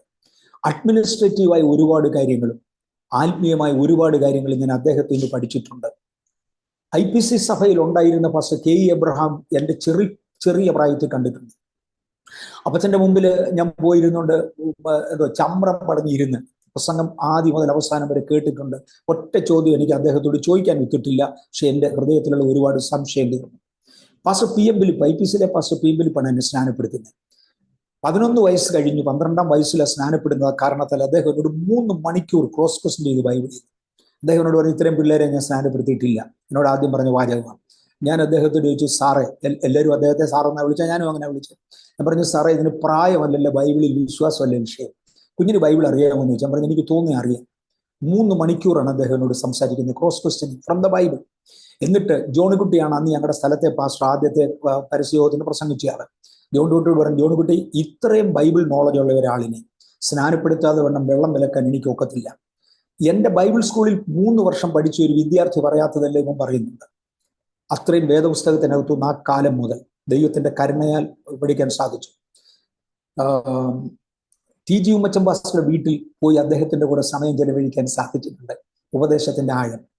പാസ്റ്റർ PJ തോമാച്ചായൻ, ഷാരോന്റെ പ്രസിഡന്റ് ആയിരുന്നയാള്, ബാംഗ്ലൂരിൽ വന്ന് എൻ്റെ കൂടെ നിൽക്കുകയും ഞാൻ ഷാരോനിൽ പോയി അദ്ദേഹത്തിന്റെ കൂടെ മണിക്കൂറുകൾ ചെലവഴിക്കുകയും അഡ്മിനിസ്ട്രേറ്റീവായിട്ടും ഉപദേശപരമായിട്ടും ഒരുപാട് കാര്യങ്ങൾ. ആത്മവിശ്വതയല്ല, ആ കാലങ്ങളിൽ ആത്മവിശ്വതയെ കുറിച്ച് ഒന്നും കേട്ടിട്ടില്ല, ഒന്നും അറിഞ്ഞില്ല. എന്നാൽ ഉപദേശപരമായ വിഷയങ്ങൾ പഠിച്ചിട്ടുണ്ട്. ഇതിനകത്ത് ഇവരെല്ലാം പറഞ്ഞിരുന്ന ഒരു കാര്യം, പരിശുദ്ധാത്മാവിന് ഓരോ സമയത്തും പ്രോഗ്രസീവ് റെവലേഷൻസ് ഉണ്ട്. ഞങ്ങൾക്ക് അന്നത്തേക്ക് ആവശ്യമുള്ള ആഹാരം തരണേ എന്ന് പറഞ്ഞത് ഒരു പ്രോഗ്രസീവ് റെവലേഷനാണ്. ഈ പ്രോഗ്രസീവ് റെവലേഷൻ വന്നുകൊണ്ടിരിക്കും. അതിനെ ക്വസ്റ്റ്യൻ ചെയ്യരുത്. അവിടെ കൊണ്ട് നീ മുരടിക്കാതിരിക്കണമെങ്കിൽ പ്രോഗ്രസീവ് റെവലേഷൻസ് അംഗീകരിക്കണം. ഞാൻ അത് ചെയ്യുന്നു, ഇന്നും ചെയ്യും. ഇപ്പൊ ആർക്കും ഒരു മൈനോറിറ്റിക്ക് അതിനകത്ത് എതിരുകയാണ്, അല്ലാതെ കാര്യമായിട്ട് ആരും എതിർക്കുന്നില്ല. ഞാൻ ഇന്നലെ പറഞ്ഞ പോലെ യൂട്യൂബ് കൊണ്ട് കാശുണ്ടാക്കേണ്ടവനും 30 വെള്ളിക്കാശിന് യേശുവിനെ വിൽക്കണമെന്ന് കരുതിയവനും കുറച്ചു പേര് ചെയ്യുന്നു. പിന്നെ പണ്ട് പറയുമായിരുന്നു എൻ്റെ പേരും കൂടെ പത്രത്തിൽ വരട്ടെന്ന് കണ്ടാ ഞാൻ ആ കടയ്ക്ക് കല്ലെറിഞ്ഞത്, അല്ലെങ്കിൽ മറ്റവനെ കല്ലെറിഞ്ഞത്, പേര് പത്രത്തിൽ വരാൻ വേണ്ടി. ഇതുപോലെ എൻ്റെ പേരും കൂടെ യൂട്യൂബിൽ ഇരിക്കട്ടെ എന്ന് കണ്ടുകൊണ്ട് അതിനൊരു തംസപ്പ് കൊടുത്ത ഒരു സാധാരണക്കാരൻ കാണും. അതർവൈസ് എല്ലാവരും ഈ കാശിന് വേണ്ടി ചെയ്യുന്ന യേശുവിനെ ഉറ്റുന്ന പരിപാടി അല്ലാതൊന്നുമില്ല. ഞാൻ അടുത്ത ഒരു വലിയ അളവും കൂടെ പറയാം. ഈ ദിവസങ്ങളിൽ എൻ്റെ ഹൃദയത്തിൽ ദൈവം തരുന്ന സ്ട്രോങ് ആയ ഫീലിംഗ് അതാണ്. യേശുവിനെ, ദൈവത്തെ, ദൈവകൃപയെ, പരിശുദ്ധാത്മാവിനെ ഏതെങ്കിലും രീതിയിൽ അപമാനിച്ചാൽ അത് ലൂസിഫറിന്റെ ആരാധനയായി ലൂസിഫർ അംഗീകരിക്കും. ഞാൻ ദൈവത്തിന്റെ നക്ഷത്രങ്ങൾക്ക് മീതെ എൻ്റെ സിംഹാസനം വെക്കുമെന്ന് പറഞ്ഞവൻ. ദൈവത്തിന്റെ നക്ഷത്രങ്ങൾ എന്ന് പറയുന്നതിനകത്ത് കർത്താവിന് വേണ്ടി പ്രയോജനപ്പെടേണ്ട ദൈവദാസന്മാർ എന്നൊരർത്ഥമുണ്ട്, പ്രയോജനപ്പെടേണ്ട വിശുദ്ധന്മാർ അങ്ങനൊരർത്ഥമുണ്ട്. അവർക്ക് മീതെ ഞാൻ എൻ്റെ സിംഹാസനം വെക്കുമെന്ന് പറഞ്ഞതുകൊണ്ട് അവരെ കൊണ്ട് ദൈവത്തെ അപമാനിപ്പിക്കുവാൻ വേണ്ടി കാണിക്കുന്ന ഒരു വേലയാണ് ഇതിനകത്ത് 10,000 വീണു. ഞാൻ ഇത്രയും വിശദമായിട്ട് പറയാനുള്ള കാരണം, അടുത്തൊരുത്തൻ വീഴാതെ രക്ഷപ്പെടാൻ കഴിയുമെങ്കിൽ രക്ഷപ്പെടട്ടെ. ഞാൻ ഇതുകൊണ്ട് ഒരു ദോഷവും കണ്ടില്ല. ആത്മവിശുദ്ധിയിൽ ആയിരക്കണക്കിന് ആളുകൾ വീഴുന്നത് ഞാൻ കണ്ടിട്ടുണ്ട്. ആയിരങ്ങൾ, 1, 2, 10 അല്ല. ഞാനിവിടെ ഇരിക്കുമ്പോൾ ഈ ശുശ്രൂഷ നടത്താമെന്ന് ചോദിച്ചുകൊണ്ട് നമ്മുടെ കേരളത്തിലെ 2-3 വീരന്മാർ വന്നത് എനിക്ക് ഓർമ്മയുണ്ട്. പേര് പറയുന്നില്ല, ഞാൻ എന്തിനവരെ അപമാനിക്കണം, അതുകൊണ്ട് പേര് പറയുന്നില്ല. ഞാൻ പറഞ്ഞു, നിങ്ങൾ മീറ്റിങ്ങിലിരിക്കുക, ഞാൻ എന്ത് ചെയ്യാനും, ഞാനായിട്ട് ശുശ്രൂഷിക്കത്തില്ല. ഞാൻ ഓർക്കുന്നുണ്ട്, കേരളത്തിൽ നിന്ന് ഒരു പുള്ളിക്കാരൻ ഇവിടെ ബാംഗ്ലൂർ വന്നു. ബാംഗ്ലൂരിലെ മറ്റൊരു സഭയിൽ ശുശ്രൂഷിക്കാൻ വന്നതാണ്.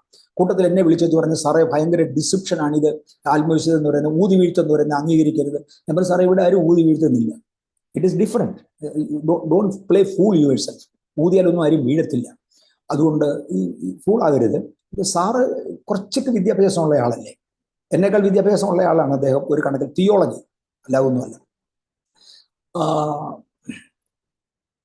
അവസാനം എന്നോട് പറഞ്ഞു, ഒരു ഡിസംബർ 31 രാത്രിയാണ്, ഞാൻ അത്രയും വരെ പറയത്തുള്ളൂ, ഇതിനപ്പുറത്തോട്ട് പറയുന്നില്ല. ഒരു ഡിസംബർ 31 രാത്രിയാണ്, ഞാൻ ബാംഗ്ലൂരിലുണ്ട്, എനിക്ക് ഒരു മീറ്റിംഗ് ഉണ്ട്, 11 മണി വരെയാണ്. 11 കഴിഞ്ഞ് ഞാൻ അല്പം ഫ്രീ ആകും, ഞാൻ അങ്ങോട്ട് വരട്ടെ എന്ന് ചോദിച്ചു. ഞാൻ പറഞ്ഞു, ദയവായിട്ട് വരണം, ഞാൻ വന്ന് കൊണ്ടുവരാം, ആരെങ്കിലും വിടാം, ഞാൻ വരാമെന്നല്ല, ഞാൻ വന്ന് കൊണ്ടുവരാം. ഞങ്ങൾക്കും വാച്ച് നൈറ്റ് സർവീസ് ഉണ്ട്. ആ വാച്ച് നൈറ്റ് സർവീസ് ശുശ്രൂഷിക്കാൻ വേണ്ടി വടക്കേ ഇന്ത്യ എന്നൊരു ബ്രദർ വരും. അദ്ദേഹമായിരിക്കും ശുശ്രൂഷിക്കുന്നത്. ആത്മവിശുദ്ധിയിൽ ഞാൻ കണ്ട കൂട്ടത്തിൽ ടോപ്പ് ലെവലിൽ നിൽക്കുന്ന ഒരാളാണ് അദ്ദേഹം. എന്തിനു പ്രാർത്ഥിച്ചാലും ആളുകൾ ആത്മാവിൽ വിവശരാകും, വീഴും. ഞാനത് കണ്ടിട്ടുണ്ട്. നെൽസൺ നേഗി എന്ന പേരും പറയാം, ഫാസ്റ്റർ നെൽസൺ നേഗി. അന്ന് നേഗിക്ക് 24 വയസ്സേ ഉള്ളൂ. ആ നേഗിയാണ് വരുന്നത്. എനിവേ, ഈ മനുഷ്യൻ നേരമായപ്പോൾ പറഞ്ഞു, ഞാൻ വരുന്നില്ല, എനിക്ക് തലവേദന. ഞാൻ പറഞ്ഞു, തലവേദന ഉണ്ടാകുമെന്ന് എനിക്കറിയാം, പക്ഷെ ദയവായിട്ട് വരണം. നിങ്ങളോട് ഇരിക്കുമ്പോൾ ആത്മവിശ്വാസം നടന്നാൽ, നിങ്ങൾ ഈ ആർഗ്യുമെന്റ് വിട്ടേച്ച് ഒരു ദൈവവേദനാകുക. അല്ല, നിങ്ങൾ നിൽക്കുമ്പോൾ ആത്മവിശ്വാസം നടന്നില്ലെങ്കിൽ ഞാൻ ഈ ദുരുപദേശം വിട്ടേച്ച് ദൈവവേദനാകുക, നിങ്ങളെപ്പോലാകുക. ഇതിങ്ങനെ ഞങ്ങൾ തീരുമാനിച്ചു.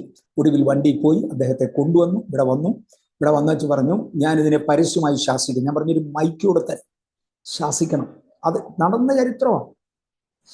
ഞാൻ പറഞ്ഞു, ഒറ്റ കാര്യം മലയാളത്തിലെ ശാസിക്കണം, ഇംഗ്ലീഷ് പറയരുത്, നേഗിക്ക് മനസ്സിലാവും. വരെ അദ്ദേഹത്തെ സ്റ്റേജിൽ വിളിച്ചു വരുത്തിയേച്ച് ഐ റിബ്യൂക്ക് എന്ന് പറഞ്ഞാൽ ദാറ്റ്സ് നോട്ട് റൈറ്റ്. അതുകൊണ്ട് അത് വേണ്ട, മലയാളത്തിൽ അങ്ങ് ഭത്സിക്കും, മലയാളത്തിൽ അങ്ങ് റിബ്യൂക്ക് ചെയ്യും, ഇത് മലയാളത്തിൽ മതി എന്ന് പറയും. നേഗി പ്രസംഗിക്കാൻ എഴുന്നേറ്റ് നിന്നു. എൻ്റെ ഇളയ മോനാണ് ട്രാൻസ്ലേറ്റ് ചെയ്യുന്നത്.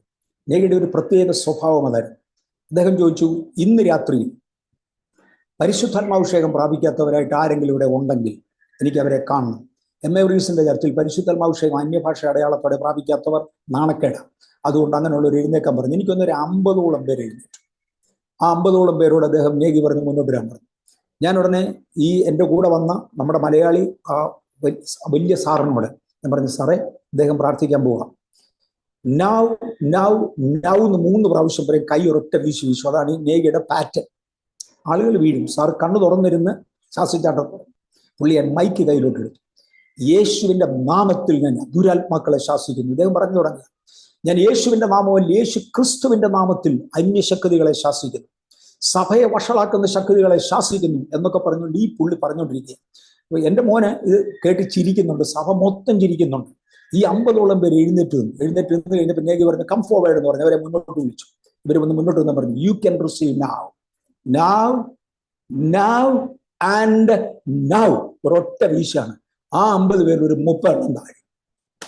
ഈ പുള്ളി ഇവിടെ നിന്നുകൊണ്ട് ഫൽസിക്കുന്നു, ശാസിക്കുന്നു എന്നും പറഞ്ഞുകൊണ്ടിരിക്കുക. നമ്മൾ സാറേ ഒരു കുഴപ്പമില്ല, അടുത്ത ബാച്ച് കണ്ടു. എന്നോട് പറഞ്ഞു, ഞാൻ പോവാം, എനിക്ക് ഇരിക്കാൻ പറ്റുകയില്ല. ഞാൻ പറഞ്ഞു, എന്താ ഇളകുകയും? ഇയാൾക്ക് ഇളകുക? എന്തിനാ ഇളകുന്നത്? എന്നെക്കാൾ ഇളയതാ. അവൻ അവിടെ ഇരി, അടുത്ത ബാച്ചൂടെ കാണാം. ഇല്ല സാർ, എനിക്ക് ഭയങ്കരമായിട്ട് തലവേദന എടുക്കുന്ന പോകണം. ഞാൻ പറയും തലവേദന ഇപ്പം അങ്ങ് മാറും, സാർ ഇരിക്കുക, ഞാൻ അവിടെ കൊണ്ടുവിടാം.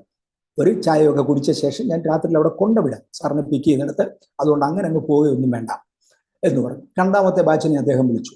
അദ്ദേഹം വിളിച്ചേച്ച് പറഞ്ഞു കം ഫോർവേഡ്, രോഗികളായിട്ടുള്ളവർ വരാൻ പറഞ്ഞു. ആ കൂട്ടത്തിൽ രോഗികൾ മുന്നോട്ട് വന്നു. ഇതുപോലെ തന്നെ ഈ മനുഷ്യൻ ശാസന അങ്ങ് നിർത്തി. രണ്ടാമത്തെ പ്രാവശ്യം ശാസിച്ചില്ല. അദ്ദേഹം രോഗികളെ മുന്നോട്ട് വിളിച്ചു വെച്ച് പറഞ്ഞു, you can receive the healing now and now. ഒരു വീഴ്ചയാണ്. ഇവർ താഴെ, ഒത്തിരി പേര് താഴെ വീണവരിൽ മിക്കവരും സൗഖ്യമായി. ഞാൻ പറഞ്ഞത് ഡയറക്റ്റ് എൻകൗണ്ടേഴ്സ്, ഇതിന്റെ ശത്രുക്കളുമായി നടന്ന ഡയറക്റ്റ് എൻകൗണ്ടേഴ്സ് ഞാൻ കണ്ടതാണ്. I am തറൗലി convinced. ഇതുകൊണ്ടൊരു തെറ്റ് ഞാൻ കണ്ടിട്ടില്ല, ഒരു തെറ്റ് ഞാൻ കണ്ടിട്ടില്ല. ഒരൊറ്റ ആത്മീയൻ അനാത്മീയനായി മാറിയില്ല. ഒരു പെന്തക്കോസ്തുകാരൻ കള്ളു കുടിക്കാൻ പോയിട്ടില്ല. ഞാൻ പറയുന്നത് മറ്റിടത്ത് പോയേച്ച് കുറച്ച് നാൾ ചർച്ചയിൽ പോയിച്ച് ഇവൻ കള്ളു കുടിക്കാൻ പോകുന്നു, ഇവൻ പള്ളിയുടെ കാശ് മോഷ്ടിക്കുന്നു, ഇവൻ കസേര കളിക്കാൻ പോകുന്നു. ഇതൊന്നും ഈ ആത്മവിഷയം വീഴുന്നവരെ കൊണ്ട് സംഭവിക്കുന്നില്ല. ഇതാ ഞാൻ പറഞ്ഞത്. തെറ്റിപ്പോകുന്നവരുണ്ട്, അത് ആത്മാവിലൊന്നും അല്ല, അവർ ചുമ്മാ വീഴുന്നതായിരിക്കാം. എനിക്ക് അറിഞ്ഞുകൂടാ. അല്ലെങ്കിൽ ശരിക്കും വീണവർ തന്നെ തെറ്റിന്ന് വരാം, തെറ്റിക്കൂടുന്നില്ല. പക്ഷെ എനിക്ക് സംഭവിച്ചിട്ടില്ല, നമ്മുടെ ചർച്ചിൽ സംഭവിച്ചിട്ടില്ല. ഇതാണ് ആത്മവിഷയത്തെക്കുറിച്ച് എനിക്ക് പറയാനുള്ളത്. പിന്നെ ദുരുപദേശം എന്ന് പറഞ്ഞ്, ഈ ദുരുപദേശത്തിന്റെ ഒരു പട്ടിക ബൈബിൾ ബേസിലെടുത്ത് തരാമോ? നമുക്ക് കട്ട് ചെയ്യാൻ വേണ്ടിയാണ്. ദുരുപദേശത്തിന്റെ ഒരു പട്ടിക ഈ മഹാന്മാരാരെങ്കിലും ബൈബിൾ വെളിച്ചത്തിൽ തന്നെ ഇത്രയും കാര്യങ്ങൾ ദുരുപദേശമായി കാണുന്നു. അതിലേതെങ്കിലും ഒരെണ്ണം എവറേജ് ചെയ്യുന്നെങ്കിലൊന്ന് കാണിച്ചത്. ഈ ആത്മവിശ്വാസം ദുരുപദേശമാണെന്ന് ആര് പറഞ്ഞു? അതിനുള്ള അതോറിറ്റി ആരാ? ഞാൻ മുമ്പേ പറഞ്ഞ പോലെ വളരാത്ത സഭയുടെ പാസ്റ്റർ, മുരടിച്ച പുള്ളി, പ്രയോജനമില്ലാത്ത നടക്കുന്നവനും അല്ലേ ഉള്ളൂ. വേറെ ആരെങ്കിലും ഉണ്ടോ ഇതിന്റെ അതോറിറ്റി? യോങ്ങിച്ചോ പറയത്തില്ല വളരുന്ന ചർച്ച, ജോണോസ്റ്റം പറയത്തില്ല പ്രയോജനപ്പെടുന്ന ദൈവവേദന, പീറ്റർ വാഗനർ പറയത്തില്ല അദ്ദേഹം ദൈവത്തിന് വേണ്ടി പ്രയോജനപ്പെടുന്നവരാരും എതിരെ പറയുന്നില്ല. ഞാൻ എപ്പോഴും പഠിക്കുന്ന ഇങ്ങനെയൊക്കെയാണ് പാസ്റ്ററെ. ഈ ആളിന്റെ റിസൾട്ട് എന്തുണ്ട് ആത്മലോകത്തിലെ റിസൾട്ട് എന്ന് പറയുമ്പോൾ കർത്താവ് പറഞ്ഞ്, നിങ്ങൾ പുറപ്പെട്ട് സുവിശേഷം പറ, രോഗികളെ സൗഖ്യമാക്കുക, വിശ്വസിക്കുന്നവനെ പിതാവിന്റെയും പുത്രന്റെയും പരിശുദ്ധാത്മാവിന്റെയും നാമത്തിൽ സ്നാനപ്പെടുത്തി ശിഷ്യരാക്കുക. അതാ റിസൾട്ട്. അല്ല ഞാൻ 1000 ട്രാക്ട് കൊടുത്തേച്ച് പോരുന്നു എന്ന് പറയുന്നതും 1000 ട്രാക്ട് കുഴിച്ചിട്ടെന്ന് പറയുന്നതും അല്ല. ഇതൊക്കെ വേറെ. റിസൾട്ട് ഉള്ളവർ ആരും തെറ്റ് ചെയ്യുന്ന ഞാൻ കണ്ടിട്ടില്ല. ഇതുപോലെ തെറ്റുന്നത് ഞാൻ കണ്ടിട്ടില്ല. ഞാൻ അവരെ ശ്രദ്ധിക്കുന്നത്. അതുകൊണ്ട് പാസ്റ്റർ, അതിന്റെ അർത്ഥം ഞാൻ എന്തെങ്കിലും മിടുക്കനാണെന്നല്ല. അല്ല, ഞാൻ ഹമ്പിളാണ്, വീണ്ടും താഴാൻ ആഗ്രഹിക്കുന്നു, ആരോടും ഒന്നും പറഞ്ഞിട്ടില്ല. ഇപ്പൊ ഒരാൾ എന്നെ നിരൂപിച്ചു എന്നുള്ളതുകൊണ്ട് എനിക്കൊരു ദോഷവും. ഞാൻ പണ്ടുകൊണ്ട് സ്കൂളിൽ പഠിച്ച കാലത്ത് പഠിച്ച ഒരു സ്റ്റേറ്റ്മെന്റ് ഓർക്കുന്നുണ്ട്, ആരെയും വിശ്വസിപ്പിക്കാൻ വേണ്ടി ഞാൻ അഡ്വാൻസ് വാങ്ങിച്ചിട്ടില്ല. അപ്പോൾ ആരെങ്കിലും ഒരാളെ ഞാൻ വിശ്വസിക്കുന്നു എന്ന് പറഞ്ഞത് കൊണ്ട് എവറേജിന് 5 രൂപ കൂടുതൽ കിട്ടത്തില്ല. ചർച്ചിൽ ഒരൊറ്റ മെമ്പർ കൂടുതൽ വരത്തില്ല. ഇവൻ വിശ്വസിക്കുന്നില്ല എന്ന് പറഞ്ഞാൽ ഒരു മെമ്പർ പോകത്തില്ല. ഇതൊന്നും ഇന്നെഫക്റ്റീവ്. ഇവരുടെ വിശ്വാസമോ ഇല്ലായിരിക്കും. പക്ഷെ മനുഷ്യനെ കൊണ്ട് പാപം ചെയ്യിക്കാൻ സാധിക്കും. അങ്ങനെ മാത്രമേ നടക്കുന്നുള്ളൂ. ആത്മവിവശത എന്ന ഈ ഒരു വിഷയം അത് എല്ലാവർക്കും കൈകാര്യം ചെയ്യാൻ പറ്റുന്ന ഒന്നല്ല എന്നുള്ളതാണ് ഈ പറഞ്ഞ വാക്കുകളിൽ നിന്ന് മനസ്സിലാക്കാൻ കഴിയുന്നത്. നിശ്ചയമായിട്ടും പാസ്റ്റർ, നിശ്ചയമായിട്ടും. ഇന്ത്യൻ എയർഫോഴ്സ് ഞാൻ പറഞ്ഞ എയർഫോഴ്സും ഇതും കൂടെ ഞാൻ കമ്പയർ ചെയ്യുക, സ്വർഗീയ പട്ടാളവും ലോകത്തിന്റെ പട്ടാളവും കൂടെ ഞാൻ കമ്പയർ ചെയ്യുക. ഒരു പ്ലെയിനിൽ എന്നെ കൊണ്ട് പറപ്പിക്കാൻ പറ്റത്തില്ല. I'm not qualified. എന്നെ അതിനാരും വിളിക്കത്തുമില്ല. അതിന് ക്വാളിഫൈഡ് ഒരാളിനെ ദൈവം വിളിക്കുള്ളൂ, എയർഫോഴ്സ് വിളിക്കത്തുള്ളൂ. ഇതുപോലെ തന്നെയാണ് ആത്മലോകത്തിൽ. ക്വാളിഫൈഡ് അല്ലാത്ത ഒരാളിനെ വിളിക്കത്തില്ല. Okay pastor. നേരത്തെ പറഞ്ഞപ്പോൾ ഒരു കാര്യം, ഒരിടത്ത് ശുശ്രൂഷിക്കാൻ ചെന്നപ്പോൾ 2 പേര് കൈ തൊഴുതുകൊണ്ട് വന്നതെന്ന് പറഞ്ഞു, ആ മൈക്ക് ഒന്ന് പരിശോധിക്കണമെന്ന്. അവർക്ക് ആ മൈക്ക് പരിശോധിക്കാൻ കൊടുത്തു. ചിലരുടെയെങ്കിലും മനസ്സിൽ അങ്ങനെ ഒരു ചിന്ത കാണും, ഈ ആത്മവിവശത എന്ന് പറയുന്നത് എന്തോ സംതിങ് നമ്മളുടെ ശുശ്രൂഷയുള്ള ബന്ധത്തിൽ ഫിസിക്കലി നമ്മൾ ഉപയോഗിക്കുന്ന എന്തോ ഡിവൈസിൻ്റെ സഹായത്തോടു കൂടിയാണെന്ന് ഒരു പക്ഷേ തെറ്റിദ്ധരിച്ചിട്ടുണ്ടാവാം. വാസ്തവത്തിൽ അത് അങ്ങനെയല്ല എന്ന് ശുശ്രൂഷ ചെയ്യുന്നവർക്കും കർത്തൃദാസൻ പറഞ്ഞതായ വാക്കുകളിൽ നിന്നും അനുഭവിച്ചിട്ടുള്ളവർക്കും അത് മനസ്സിലാക്കുവാൻ കഴിയുന്ന ഒന്നാണെന്നാണ് ഞാൻ മനസ്സിലാക്കുന്നത്. അതെ, തീർച്ചയായിട്ടും കർത്താവ് അനുഗ്രഹിക്കട്ടെ. ആത്മീയ ശുശ്രൂഷയുടെ ഭാഗമായിട്ട് ഇന്ന് കഴിഞ്ഞ ദിവസം പറഞ്ഞതുപോലെ ദൈവത്തിൻ്റെ പരിശുദ്ധാത്മാവിൻ്റെ ആ ഫലങ്ങൾ അല്ലെങ്കിൽ ഫലം എന്ന് പറയുന്ന ആ പട്ടികയിൽ അന്യഭാഷ മാത്രമല്ല, അതിൽ പറയപ്പെട്ട പല ഘടകങ്ങളും അതിൽ ഉൾപ്പെട്ടിട്ടുണ്ട്. എന്നാൽ പരിശുദ്ധാത്മാവിൻ്റെ ആ ഒരു പ്രവർത്തനം എന്ന് പറയുന്ന ആ ഒരു മണ്ഡലത്തിൽ പലരും അതിനെ പ്രാക്ടീസ് ചെയ്യുന്നത് അന്യഭാഷ പറയുന്നതും കയ്യടിയും കൊണ്ട് മാത്രം ആണ് ഇന്ന് അതിനെ ഒരു വില കൽപ്പിക്കുന്നത്. എന്നാൽ അതിനപ്പുറത്തേക്കുള്ള ചില മണ്ഡലങ്ങൾ കൂടി നമ്മൾ യെഹെസ്കേൽ പ്രവാചകന്റെ പുസ്തകത്തിൽ വായിക്കുന്നത് പോലെ ഓരോ മുന്നോട്ടുള്ളതായ ആ യാത്രയിൽ അതിൻ്റെ ആഴങ്ങൾ വർദ്ധിക്കുകയും അത് വലിയൊരു ജലതടാകമായിട്ട് മാറുകയും ചെയ്യുന്ന ഒരു അനുഭവമുണ്ട്. ആത്മവിവശത എന്ന് പറയുന്നത് ഒരു പക്ഷെങ്കിൽ അതിൻ്റെ ആഴങ്ങളിലേക്ക് നാം ഇറങ്ങുമ്പോൾ നമുക്കും അത് പ്രാക്ടീസ് ചെയ്യുവാൻ അല്ലെങ്കിൽ അത് അനുഭവിക്കുവാൻ കഴിയുന്ന ഒരു സ്റ്റേജ് ആയിരിക്കാം എന്ന് നാം മനസ്സിലാക്കേണ്ടതുണ്ട് എന്ന് ഞാൻ മനസ്സിലാക്കുന്നു. അല്പത്തിൽ വിശ്വസ്തനായവനെ അധികത്തിന് വിചാരകനാക്കും, അത്രേ. ഓക്കെ താങ്ക് യു അങ്കിളെ. ആകട്ടെ, ഞാൻ അടുത്ത ഒരു സംശയം ചോദിക്കാൻ ആഗ്രഹിക്കുന്നത്, ഈ ശുശ്രൂഷ ഘട്ടത്തിൽ ശാപം മുറിക്കൽ അല്ലെങ്കിൽ ദാരിദ്ര്യം, സമൃദ്ധിയുടെ സുവിശേഷം, ഈ ആത്മവിവശത എന്ന് പറയുന്ന ആ ഒരു വിഷയത്തോടുള്ള ബന്ധത്തിൽ സ്വാഭാവികമായിട്ട് മനുഷ്യർക്ക് മറ്റുള്ളവർക്ക് ഉണ്ടായിട്ടുള്ളത് പോലെയുള്ള ചില സംശയങ്ങളാണ് ഇപ്പോൾ ഈ ചോദിക്കുന്നത്. ദാരിദ്ര്യം അല്ലെങ്കിൽ ശാപം മുറിക്കൽ തുടങ്ങിയതായ ശുശ്രൂഷ അല്ലെ സമൃദ്ധിയുടെ സുവിശേഷം, ഈ ഉപദേശങ്ങൾ ദുരുപദേശത്തിൻ്റെ പട്ടികയിൽ പെടുന്നതാണോ എന്നൊരു ചോദ്യമാണ്. ഞാൻ പറഞ്ഞില്ല, ദുരുപദേശത്തിന്റെ പട്ടിക എന്ന് പറയാൻ അങ്ങനെ ഒരു പട്ടിക ഉണ്ടോ? ഉണ്ടെങ്കിൽ ഈ പട്ടിക ഉണ്ടാക്കിയ ആൾ ആരാ? Easy authorised. അങ്ങനെ ഒരു പട്ടിക ഉണ്ടാക്കാൻ വേണ്ടി ഈ ദൈവരാജ്യത്തിന്റെ വിചാരകനാണോ അദ്ദേഹം? അങ്ങനെ ആരെയും ദൈവം ആക്കിയിട്ടുണ്ടോ? എൻ്റെ അറിവിലില്ല. പ്രയോജനപ്പെടുന്ന എല്ലാവരും ഇതൊക്കെ ചെയ്യുന്നുണ്ട്. ഞാൻ ഡോക്ടർ കെ മുരളി ഒരിക്കലും ഇവിടെ വന്നപ്പോൾ എന്നോട് പറഞ്ഞു, നിങ്ങൾ ഈ പ്രോസ്പെരിറ്റി ഗോസ്പൽ പറയുന്നത് കേൾക്കുന്നു, എന്താണെന്ന് ചോദിച്ചു. ഞാൻ പറഞ്ഞു, സാറേ ഞാൻ പറഞ്ഞിട്ടില്ല. ഒരു രോഗി എൻ്റെ അടുക്കൽ പ്രാർത്ഥിക്കാൻ വേണ്ടി വരുന്നു, സുഖമാകാൻ പ്രാർത്ഥിക്കണോ ചാകാൻ പ്രാർത്ഥിക്കണോ? സാറാണേൽ എന്തോ പ്രാർത്ഥിക്കും. മുരളി പറഞ്ഞു, അതിനെ ഫെൽറ്റ് നീഡെന്നാണ് പറയുന്നത്. നമ്മൾ അതേ ഞാൻ ചെയ്യുന്നുള്ളൂ. ഒരുത്തൻ പട്ടിണിയാണെന്നും പറഞ്ഞു വന്നു, ദൈവം ആഹാരം കൊടുക്കാൻ പ്രാർത്ഥിക്കുന്നു. ഒരുത്തന് പിള്ളേരെ പള്ളിക്കൊടുത്ത് വിടാൻ ഫീസില്ല, ഫീസ് കൊടുക്കാൻ പ്രാർത്ഥിക്കാൻ പറയുന്നു. ഞാൻ കൊടുക്കണം പ്രാർത്ഥിക്കുന്നു, കൊടുക്കണ്ടെന്ന് പ്രാർത്ഥിക്കുന്നു. ഇതേ ചെയ്യുന്നുള്ളൂ. അതിനെ കോട്ടി മാറ്റി വളച്ചു കളയുന്ന ഒരു പൈശാചിക മണ്ഡലം വേറെയുണ്ട്. എല്ലാവരും, ഞാൻ പറഞ്ഞല്ലോ, എനിക്ക് ആകപ്പാടെ 5 പേരെ ട്രസ്റ്റ് എനിക്കുണ്ട്. എന്നോട് ഈ കഴിഞ്ഞ ദിവസം ഒരാൾ പറഞ്ഞു, അദ്ദേഹത്തിന് 95 പാൻറ്റുണ്ട്. എന്നോട് പറയുന്നത്, എമേവറീസ് ആദ്യമായി തിരുവനന്തപുരത്ത് വരുന്ന സമയത്ത് എമേവറീസിന് വേണ്ടിയിട്ട് ഒത്തിരി വർഷങ്ങൾക്ക് പുറകിലാണ്, 40 വർഷങ്ങൾക്ക് 40 50 വർഷങ്ങൾക്ക് പുറകിലായിരിക്കും. ആദ്യമേ തിരുവനന്തപുരത്ത് വരുന്ന സമയത്ത് എന്തോ പേപ്പറിൽ പ്രിന്റ് ചെയ്ത കുറെ നോട്ടീസുകളാണ് ആ കാലത്ത്. അതൊരു തോരണം പോലെ നോട്ടീസുകൾ ഒന്നിച്ചൊരു കയറിൽ ഇട്ടിട്ട്, എന്നിട്ട് ആ കയറ് മേളിൽ വലിച്ചു കിട്ടും. അതിനുവേണ്ടി റോഡിന്റെ മേളിൽ 2 മരങ്ങൾ തമ്മിൽ വലിച്ചു കെട്ടാൻ വേണ്ടി കയറി എൻ്റെ പാൻറ് ഒരൊറ്റ കീറി. അദ്ദേഹം പറഞ്ഞതാണ്, കുത്തു വിട്ടുപോയി. എനിക്ക് രണ്ടാമത് ഇടാൻ ഒരു പാൻറ് ഇല്ലായിരുന്നു. അതുകൊണ്ട് ഞാൻ അവിടെ മുതൽ നഗ്നനെന്ന് പറയാം. പാൻറ് ഇട്ടിട്ടുണ്ട്, പക്ഷേ കുത്തു വിട്ടുപോയ പാൻറ്റാണ്. അതുകൊണ്ട് ഞാൻ വീട്ടിൽ പോയി ഊരി വെച്ച് ഒത്തിരി കരഞ്ഞു. എൻ്റെ മുണ്ടെടുത്ത് കൊടുത്തു, കർത്താവേ, നാളെ കൺവെൻഷൻ പോകാൻ എനിക്കില്ല, ഞാൻ ഈ കൺവെൻഷന് നോട്ടീസ് ഒട്ടിക്കാൻ പോയതാ, പറ്റിപ്പോയതാ എന്ന് പറഞ്ഞ് കരഞ്ഞു. അദ്ദേഹം ഇവിടെ ഒരു ഒരു ഒരു ഒരു ഒരു 2 ആഴ്ച മുമ്പേ ബാംഗ്ലൂരിലുണ്ട് ആ മനുഷ്യൻ. എന്നിട്ട് എന്നോട് പറഞ്ഞാണ്, ഇന്ന് എനിക്ക് 96 പാൻറ്റുണ്ട്. ദൈവം എന്നെ അനുഗ്രഹിച്ചു. എനിക്കതിനകത്ത് ഒരു അസൂയയില്ല. എനിക്കാണെങ്കിൽ 96 പാൻറ്റ് വേണ്ട, എല്ലാം കൂടെ വെക്കാൻ എൻ്റെ വീട്ടിൽ സ്ഥലമില്ല. ഞാൻ ഒരു സമയത്ത് ഒരു പാൻറ്റേ ഉപയോഗിക്കത്തുള്ളൂ. അപ്പൊ എനിക്ക് ഒത്തിരിയുടെ ആവശ്യമില്ല. എൻ്റെ ആവശ്യത്തിന് ധാരാളമുണ്ട്. അദ്ദേഹത്തിന് കൂടുതലുണ്ട്. എനിക്ക് അസൂയയില്ല. അസൂയുള്ളവർക്കാണ് ഈ പ്രശ്നം. ഇനി പ്രോസ്പെരിറ്റി താല്പര്യമില്ലാത്ത ആരാ താല്പര്യമില്ലാത്ത? കാറുള്ളവൻ എന്നാൽ നീ അത് കൊണ്ടുപോയി, എനിക്ക് പ്രോസ്പെരിറ്റി വേണ്ട, സൈക്കിളിൽ ചവിട്ടിക്കൊള്ളാം എന്ന് പറയുന്ന ഒരുത്തനെ കാണിച്ചു തരാം. ഒറ്റ ഒരുത്തൻ പ്രോസ്പെരിറ്റി ഗോസ്പൽ പ്രസംഗിക്കത്തില്ല എന്ന് പറയാൻ വേണ്ടി. എൻ്റെ അടുത്ത് 5 ഉടുപ്പുണ്ട്, അതുകൊണ്ട് നീ 4 എണ്ണം എടുത്തു, എനിക്കൊന്നും മതി എന്ന് പറയുന്ന ഒരുത്തനെ കാണിച്ചു തരാം. ഇല്ല. എനിക്കൊരു മാസം ചർച്ചിൽ നിന്ന് 10,000 രൂപ വരുമാനമുണ്ട്, നിനക്ക് 3,000 രൂപയേ ഉള്ളൂ, ഞാൻ ആ 3,000 രൂപ എടുത്തോളാം, ഈ 7,000 കൂടെ നീ പിടിച്ചോളാൻ പറയുന്ന ഒരുത്തനെ കാണിച്ചു തരാം. പ്രോസ്പെരിറ്റി പ്രസംഗിക്കാത്ത ആരാ ഉള്ളത്? പ്രോസ്പെരിറ്റി അനുഭവിക്കാൻ താല്പര്യമില്ലാത്തത്. പിന്നെ ആത്മീയന്റെ പെരപ്പുറം പോകുന്ന അവന് കാണാൻ പ്രയാസമുണ്ടെന്ന്, അതിനെ അസൂയ എന്ന് വിളിക്കുന്നത്, വേറെ ഒന്നുമല്ല. പ്രോസ്പെരിറ്റി ഗോസ്പൽ എന്ന് പറഞ്ഞ ഒന്നും ഞാൻ പ്രസംഗിക്കുന്നില്ല. മനുഷ്യന്റെ പ്രശ്നങ്ങളിൽ നിന്ന് വിടുതൽ തരുന്ന കർത്താവ്. യേശുവിന്റെ അടുക്കൽ 5 അപ്പവും കൊണ്ട് ചെല്ലുന്ന സമയത്ത്, നിങ്ങൾ ഏതായാലും 3 ദിവസം പട്ടിണിയാണല്ലോ, 5 ദിവസം പട്ടിണി കിടക്കട പോകുമെന്ന് പറഞ്ഞ് വിട്ടില്ല. അവരെ പോഷിപ്പിച്ചാ വിട്ടത്.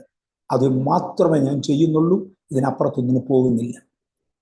യേശുവിനെ അനുസരിച്ചാൽ നിരാശയെന്നല്ല, യേശുവിനെ അനുസരിച്ചാൽ പ്രത്യാശയെന്നാ പറയുന്നത്. യേശുവിനെ അനുസരിച്ചാൽ ജീവിതത്തിൽ തിന്മയെന്നല്ല, യേശുവിനെ അനുസരിച്ചാൽ നന്മയെന്നാ പറയുന്നത്. അതിന് നിങ്ങൾ പ്രോസ്പെരിറ്റി ഗോസ്പൽ എന്ന് വിളിക്കുന്നില്ല. ഏത് വാക്യത്തെ ആസ്പദിച്ചാ ഈ പ്രോസ്പെരിറ്റി ഗോസ്പൽ എന്നുള്ള തരം തരുന്നത്. ബൈബിൾ ഇല്ലാത്ത ഒന്നും ചെയ്യത്തില്ല എന്നൊക്കെ പറയുന്ന പാർട്ടികളുണ്ട്. അവരാണ് ഈ പദം പറയുന്നത്. ഏത് വാക്യത്തിൽ നിന്നാ ഇത്? എനിക്ക് അറിഞ്ഞുകൂടാ പാസ്റ്ററെ.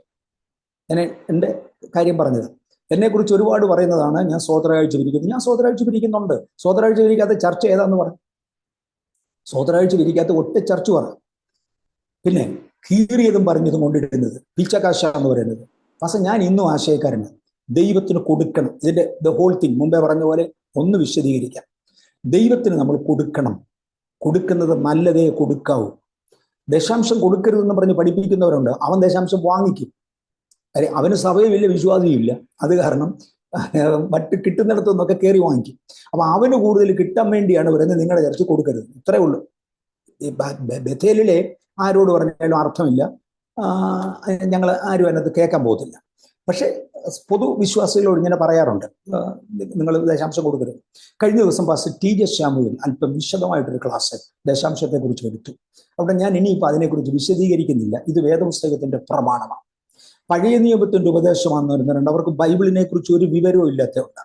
പഴയ നിയമത്തിൽ കൽപ്പനയാകുന്നതിന് മുമ്പേ അബ്രഹാമിന് കിട്ടിയ വെളിപ്പാടാണ്. അബ്രഹാം ആദ്യം ദശാംശം കൊടുക്കുന്നത്. യാക്കോബിന് കിട്ടിയ വെളിപ്പാടാണ്. യാക്കോബ് ദശാംശത്തെക്കുറിച്ച് ദൈവത്തോട് പ്രോമിസ് ചെയ്യുന്നു. ഇതൊന്നും പഴയ നിയമത്തിന്റെ കൽപ്പനയല്ല. ദൈവത്തിന്റെ ആലോചനയും പഴയ നിയമത്തിന്റെ അനുഭവങ്ങളും കൽപ്പന രൂപത്തിൽ മാറി എന്നത് സത്യമാണ്. പുതിയ നിയമത്തിൽ ഏതായാലും ക്യാൻസൽ ചെയ്തിട്ടില്ല. യേശു ഒരിക്കലും പറഞ്ഞില്ല നിങ്ങൾ ആ കൽപ്പന ഞാൻ ക്യാൻസൽ ചെയ്യുന്നു. പൗലോസ് ഒരിക്കലും പറഞ്ഞിട്ടില്ല കൽപ്പന ഞാൻ ക്യാൻസൽ ചെയ്യുന്നു. നോ, ചെയ്തിട്ടില്ല. അതുകൊണ്ട് ചെയ്യേണ്ടവർ ചെയ്യണം. ദൈവത്തിന് കൊടുക്കണം എന്ന അഭിപ്രായക്കാരനാണ് ഞാൻ പറഞ്ഞല്ലോ. ദൈവം എന്നെ അയച്ചപ്പോൾ ദൈവികമായ കുറെ ഉദ്ദേശങ്ങളുണ്ടായിരുന്നു. ചർച്ച് ഒരുമാതിരി സാമ്പത്തികമായിട്ട് വളരണം എന്നത് ദൈവത്തിന്റെ ആഗ്രഹമായിരുന്നു. അതിനകത്ത് അക്കൗണ്ടബിലിറ്റി സൂക്ഷിക്കുന്നത് എൻ്റെ കടമയാണ്.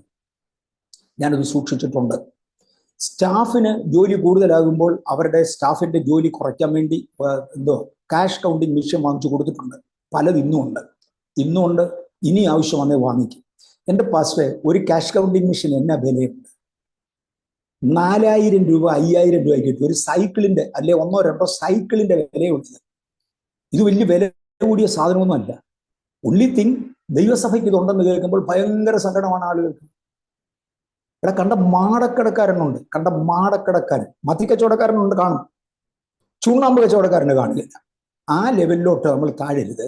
നമ്മൾ കുറച്ചുകൂടെ ദൈവത്തിന് വേണ്ടി മാന്യമായി നിന്നാൽ കർത്താവ് സഹായിക്കും. കഴിഞ്ഞ കൊറോണ കാലത്ത് എനിക്ക് തോന്നുന്നത് എങ്ങനെ കുറഞ്ഞാലും ഒരു 400, 450, 500 പേര് എന്നോട് സാമ്പത്തിക സഹായം ചോദിച്ചിട്ടുണ്ട്.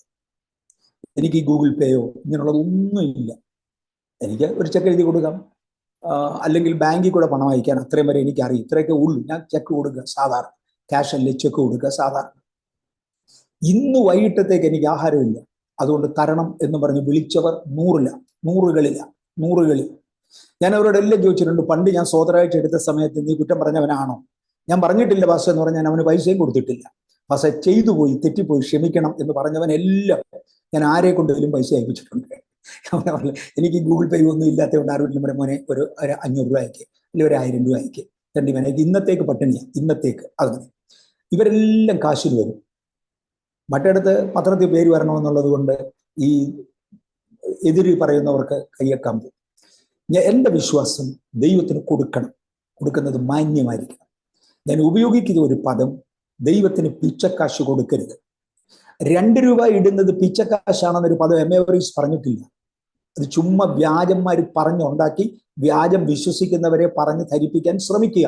ഞാൻ അങ്ങനെ പറഞ്ഞിട്ടില്ല. ഞാൻ പറഞ്ഞ വാക്കുകൾ വളരെ ക്ലിയറാണ്. ഞാൻ പറയുന്ന ഏത് പ്രസംഗവും ദൈവത്തിന്റെ കരുണയാൽ ഈ ദിവസങ്ങളിൽ മിക്കവാറും ഒക്കെ റെക്കോർഡ് ചെയ്യും. പലതും യൂട്യൂബിൽ വരും. ഞാനങ്ങനെ പറഞ്ഞിട്ടില്ല 2 രൂപ ഇടുന്നത് പിച്ചക്കാശാണെന്ന് ഞാൻ പറഞ്ഞിട്ടില്ല. കീറിയത് കൊണ്ടിടരുത്. പിച്ചക്കാശ് ദൈവത്തിന് വേണ്ട, ഇത് ഞാൻ പറഞ്ഞു. പിച്ചക്കാശ് എന്ന് പറയുന്നതിനെ കുറിച്ച് ഒരു കൊച്ചു വിശദീകരണം പറയാം. മലയാള ഭാഷയിൽ ഭിക്ഷ കൊടുക്കുക എന്നാണ് പറയുന്നത്. നമ്മൾ ഒരു സഹായം അഭ്യർത്ഥിച്ചു വരുന്ന ഒരാളിന് കൊടുക്കുന്നതിനെ ഭിക്ഷ കൊടുക്കുക എന്നാണ് പറയുന്നത്.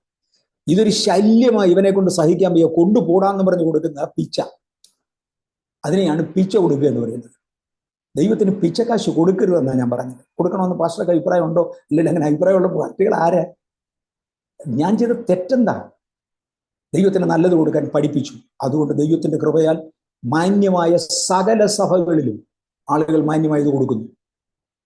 ആ ദിവസങ്ങളിൽ ഭയങ്കര പ്രശ്നം ഉയർന്നത് പ്രശ്നം എന്നെ പ്രശ്നമൊന്നുമില്ല. ആ 2 സോഷ്യൽ മീഡിയക്കാരനെ എഴുതിയിരുന്ന അതിനകത്ത് അർത്ഥമുള്ളതല്ല. ഈ പട്ടി വരച്ചാൽ നിലാവ് ഉദിക്കാതിരിക്കത്തില്ല എന്ന് പറയാറുള്ളത് പോലെ അത് കവിഞ്ഞൊന്നുമില്ല.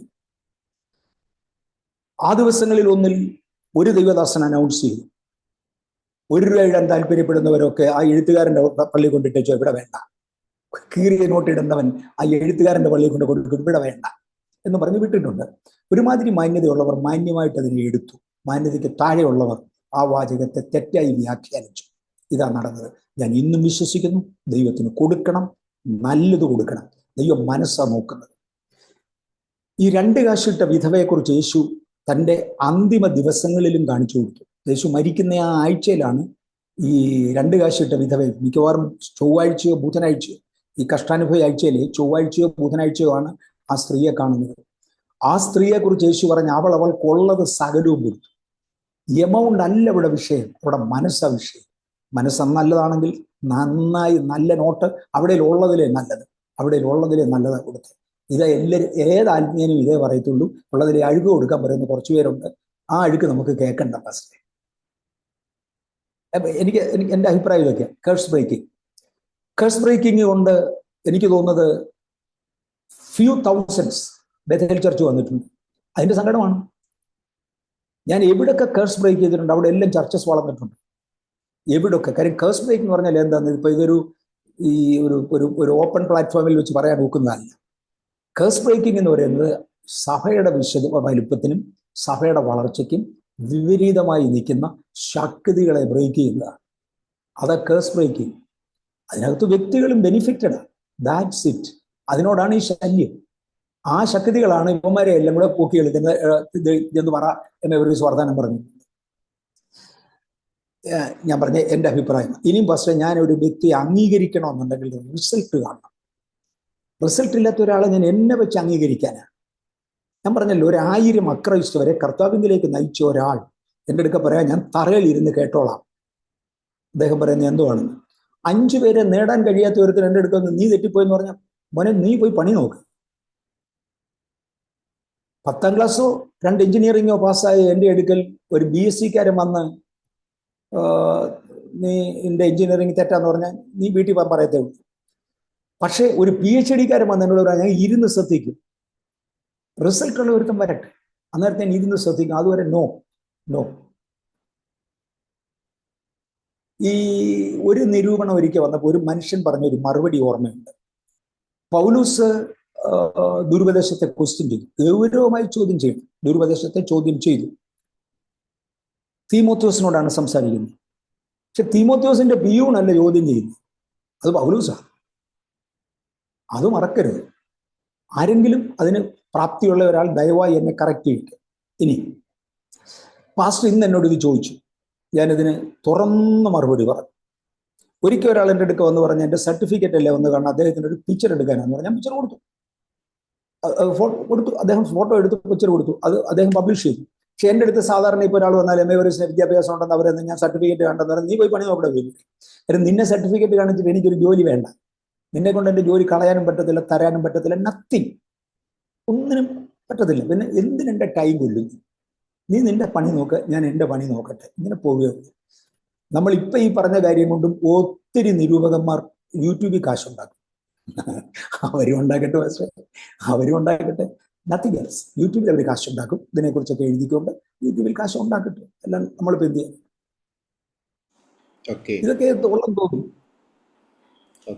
ഞാൻ എൻ്റെ പിള്ളേരെ വളർത്തിയത് തെറ്റിപ്പോയെന്നാരും പറഞ്ഞു കേട്ടിട്ടില്ല. കള്ളു കുടിച്ചെന്നാരും പറഞ്ഞു കേട്ടിട്ടില്ല. പെൺപിള്ളേരുടെ പുറകെ പോയിന്നാരും പറഞ്ഞു കേട്ടിട്ടില്ല. കാശ് മോഷ്ടിച്ചെന്നാരും പറഞ്ഞു കേട്ടിട്ടില്ല. ചർച്ചിൽ കാശ് ഉണ്ടെന്ന് പറഞ്ഞു, ഞാൻ ഉടുപ്പിട്ടെന്ന് പറഞ്ഞു. Okay, true. അല്ലാതെ എൻ്റെ തെറ്റാരും പറഞ്ഞ് ഞാൻ കേട്ടിട്ടില്ല.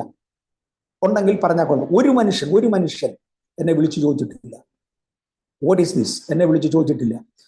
ഡോക്ടർ KP യോഹന്നാൻ അദ്ദേഹത്തിന്റെ വിശ്വാസത്തിൽ നിൽക്കുന്ന കാര്യം എന്നെ വിളിച്ച് ഒത്തിരി കാര്യങ്ങളിൽ അപ്രീഷിയേറ്റ് ചെയ്തിട്ടുണ്ട്. പ്രത്യേകിച്ച് ഈ അനുഗ്രഹങ്ങളും ശാപങ്ങളും എന്നുള്ള വിഷയത്തിന് അദ്ദേഹം എന്നെ ഒരുപാട് അപ്രീഷിയേറ്റ് ചെയ്തു. സാറേ, 10,000-ങ്ങളാണ് ബെനിഫിറ്റഡ്, 10,000-ങ്ങൾ ബെനിഫിറ്റഡാണ്. അപ്പൊ അത് കാരണം പിശാച് എതിർക്കും. സാർ അതിനെ കുറിച്ച് വേണ്ടാതെ ഒരു പുസ്തകമാക്കി ഇറക്കാൻ മതി. അദ്ദേഹമാണ് ആദ്യത്തെ പുസ്തകം എഴുതാൻ എനിക്ക് പ്രചോദനം തരുന്ന വ്യക്തി. അദ്ദേഹം വീഴുന്നതിന് മുമ്പേ, അദ്ദേഹത്തിന്റെ അവിശ്വാസത്തിന്റെ ഡ്രിഫ്റ്റ് നടക്കുന്നതിന് മുമ്പെയാണ് അദ്ദേഹം എന്നോടത് പറഞ്ഞത്.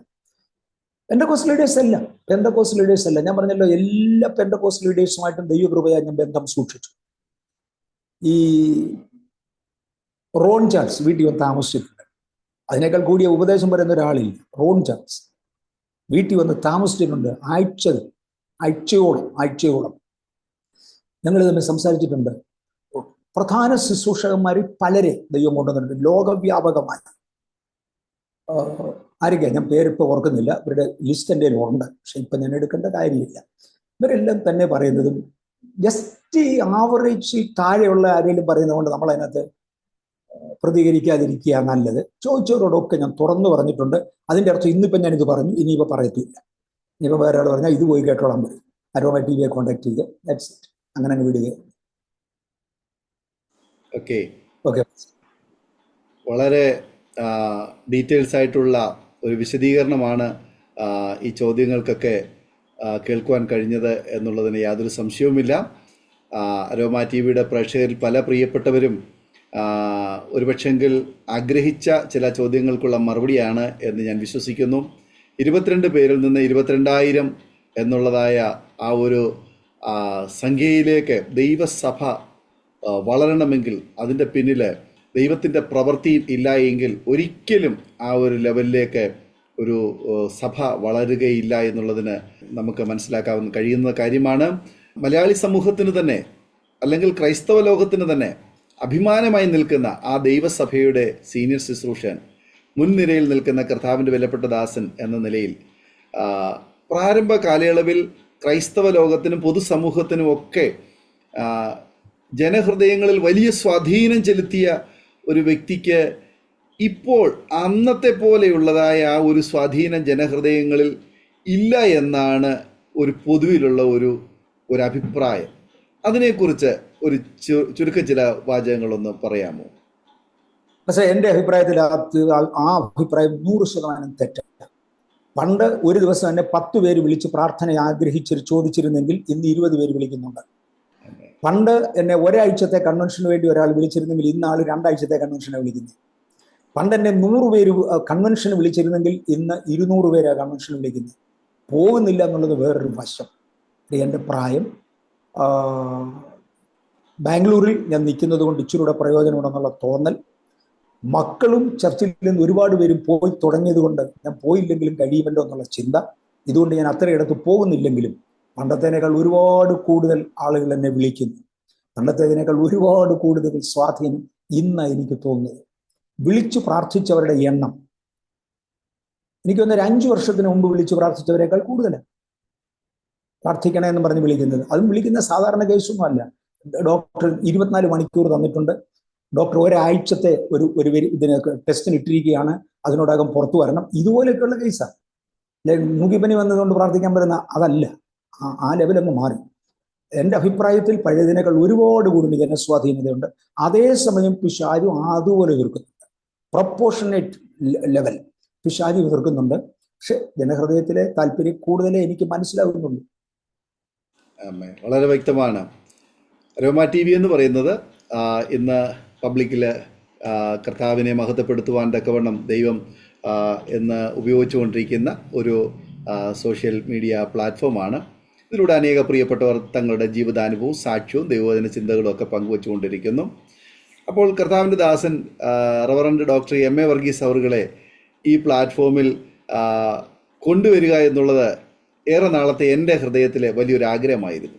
കാരണം എന്താണെന്ന് ചോദിച്ചു കഴിഞ്ഞാൽ, ഇന്ന് വളർന്നുകൊണ്ടിരിക്കുന്ന ദൈവസഭയ്ക്ക് മുൻനിരയിൽ നിന്ന് നേതൃത്വം കൊടുക്കുന്ന ദൈവദാസൻ എന്ന നിലയിൽ അദ്ദേഹത്തിൻ്റെ ശുശ്രൂഷയും അദ്ദേഹത്തിൻ്റെ നിർദ്ദേശങ്ങളും ഒരുപാട് പേർക്ക്, പ്രത്യേകിച്ച് ലോകമെങ്ങുമുള്ളതായ ദൈവസഭകളിൽ അനേക പ്രിയപ്പെട്ടവർ ഇന്ന് അങ്ങനെയുള്ളവർ ആ സഭയിൽ നിന്ന് കടന്നുപോയി നല്ല ശുശ്രൂഷകൾ ചെയ്യുകയും നല്ല വിശ്വാസ ജീവിതം നയിക്കുകയും ചെയ്യുന്ന ദൈവമക്കളുണ്ട്. ആ ഒരു നിലയിൽ ഇനിയും ഒരുപാട് കാര്യങ്ങൾ, ഒരുപാട് മുന്നേറുവാൻ ഉണ്ട്. എന്നാൽ പല മേഖലകളിലും പലരിലൂടെയും അതിന് ചില തടസ്സങ്ങൾ കാണുന്നു. അതൊന്ന് കറക്റ്റ് ചെയ്യണം, അതൊന്ന് ബ്രേക്ക് ചെയ്യണം എന്ന് എൻ്റെ ഹൃദയത്തിൽ ഒരാഗ്രഹം ഉണ്ടായിരുന്നു. അതിനു വേണ്ടിയിട്ട് തന്നെയാണ് കർത്താവിൻ്റെ ദാസനെ ഇങ്ങനെ വിളിച്ച് പല ചോദ്യങ്ങൾ ചോദിക്കുകയും ആ ചോദ്യങ്ങൾക്കുള്ള വ്യക്തമായ ഒരു ക്ലാരിഫിക്കേഷൻ ഈ സമയങ്ങളിൽ, ഈ ദിവസങ്ങളിൽ അരോമ ടി വിയുടെ ഈ പ്ലാറ്റ്ഫോമിലൂടെ ഷെയർ ചെയ്യുവാനും ഒരു ക്രമീകരണം ചെയ്തത്. കർത്താവിൻ്റെ ദാസൻ ഈ സമയങ്ങൾ വിനിയോഗിച്ചതിന് പ്രത്യേക നന്ദി അറിയിക്കുന്നു. വരും ദിവസങ്ങൾ തുടർന്നും ഇതിനോടനുബന്ധിച്ചുള്ളതായ ചില ചോദ്യങ്ങൾക്ക് കൂടി മറുപടി തരുമെന്ന് പ്രതീക്ഷിക്കുന്നു. ദൈവമായ കർത്താവ് നമ്മെല്ലാവരെയും ധാരാളം അനുഗ്രഹിക്കട്ടെ. ഈ നിലയിൽ അനുഗ്രഹമായി തീരുക എന്നുള്ളത് മാത്രമാണ് നമ്മുടെ ഈ പ്ലാറ്റ്ഫോമിൽ നമ്മൾ ഉദ്ദേശിച്ചത്.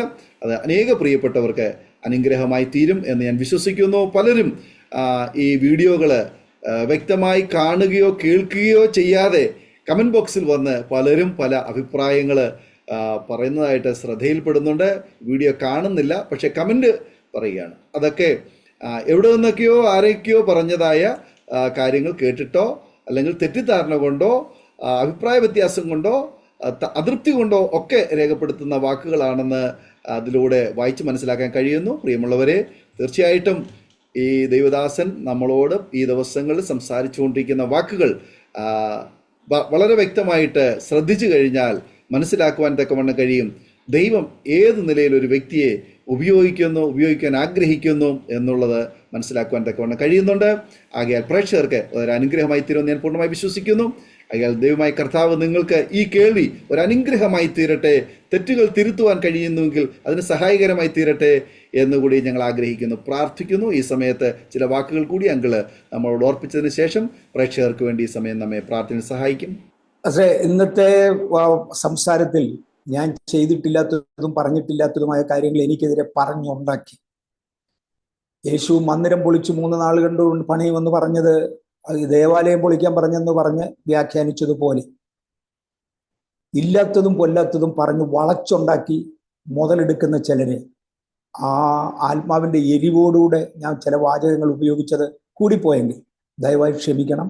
ഒരൊറ്റയാളിനെ മുറിവേൽപ്പിക്കാൻ വേണ്ടിയല്ല, ആരും ബഥേൽ ചർച്ചിലേക്ക് വിളിക്കാൻ വേണ്ടിയുമല്ല, ഒരാൾ പോലും എക്സ്ട്രാ വരുമെന്ന് എനിക്ക് തോന്നുന്നില്ല. ഇതുകൊണ്ട് അത് വരാനുള്ള റെഗുലർലി വരും, ദൈവം തരുന്നതാണ്. അത് ഇതുകൊണ്ടൊന്നും കുറയത്തില്ല, കൂടത്തില്ല. പക്ഷെ ആർക്കെങ്കിലും ഒരാൾക്ക് നിങ്ങളുടെ തെറ്റിദ്ധാരണ തിരുത്താൻ കഴിയുമെങ്കിൽ നല്ലത്. എൻ്റെ വാചകങ്ങൾ എവിടെയെങ്കിലും ഹാർഡായി പോയി എന്നുണ്ടെങ്കിൽ ദയവായി ക്ഷമിക്കുക. എൻ്റെ കാല് പിടിച്ച് ക്ഷമ ചോദിക്കണമെന്ന് ആരെങ്കിലും വന്ന് പറയുക, ഇനി വരണം, ഞാൻ കാലും പിടിക്കാം, തൊഴിക്കല്ലെന്നേ ഉള്ളൂ, ഞാൻ കാലും പിടിക്കാം. കാര്യം നമ്മൾ തമ്മിൽ വിരോധം കൊണ്ട് ഒരർത്ഥവുമില്ല. എനിക്ക് ഒരാളിനെ വിരോധിപ്പിക്കണമെന്ന് താല്പര്യമില്ല. സ്നേഹത്തിൽ പോവുക നല്ലത്. സത്യം സംസാരിച്ചു. ഓക്കെ അങ്കിളെ, ഈ സമയം ദൈവസേനയിൽ ഇത്രത്തോളം നമുക്കായിരിക്കാൻ കർത്താവ് കൃപ ചെയ്തു. ഒരുപാട് ചോദ്യങ്ങൾക്ക് നല്ല വ്യക്തമായ മറുപടി ലഭിച്ചു.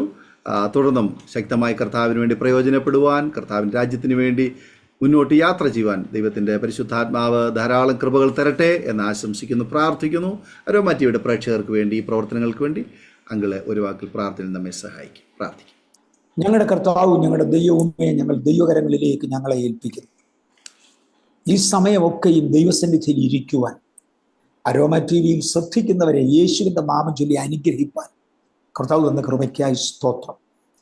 അവർ ചെലവഴിച്ച സമയം ദൈവനാമത്തിന് പ്രയോജനമാകുവാൻ, അവർക്ക് അനുഗ്രഹമാകുവാൻ കർത്താവ് ചിലതെല്ലാം അവരുടെ ജീവിതത്തിൽ ക്യാരി ഓൺ ചെയ്യുവാൻ, ചിലത് ടേക്ക് ബാക്ക് ചെയ്യുവാൻ, ചില ആശയങ്ങൾ അവരുടെ ഹൃദയത്തിൽ പതിയുവാൻ കർത്താവ് കൃപ കൊടുക്കണേ.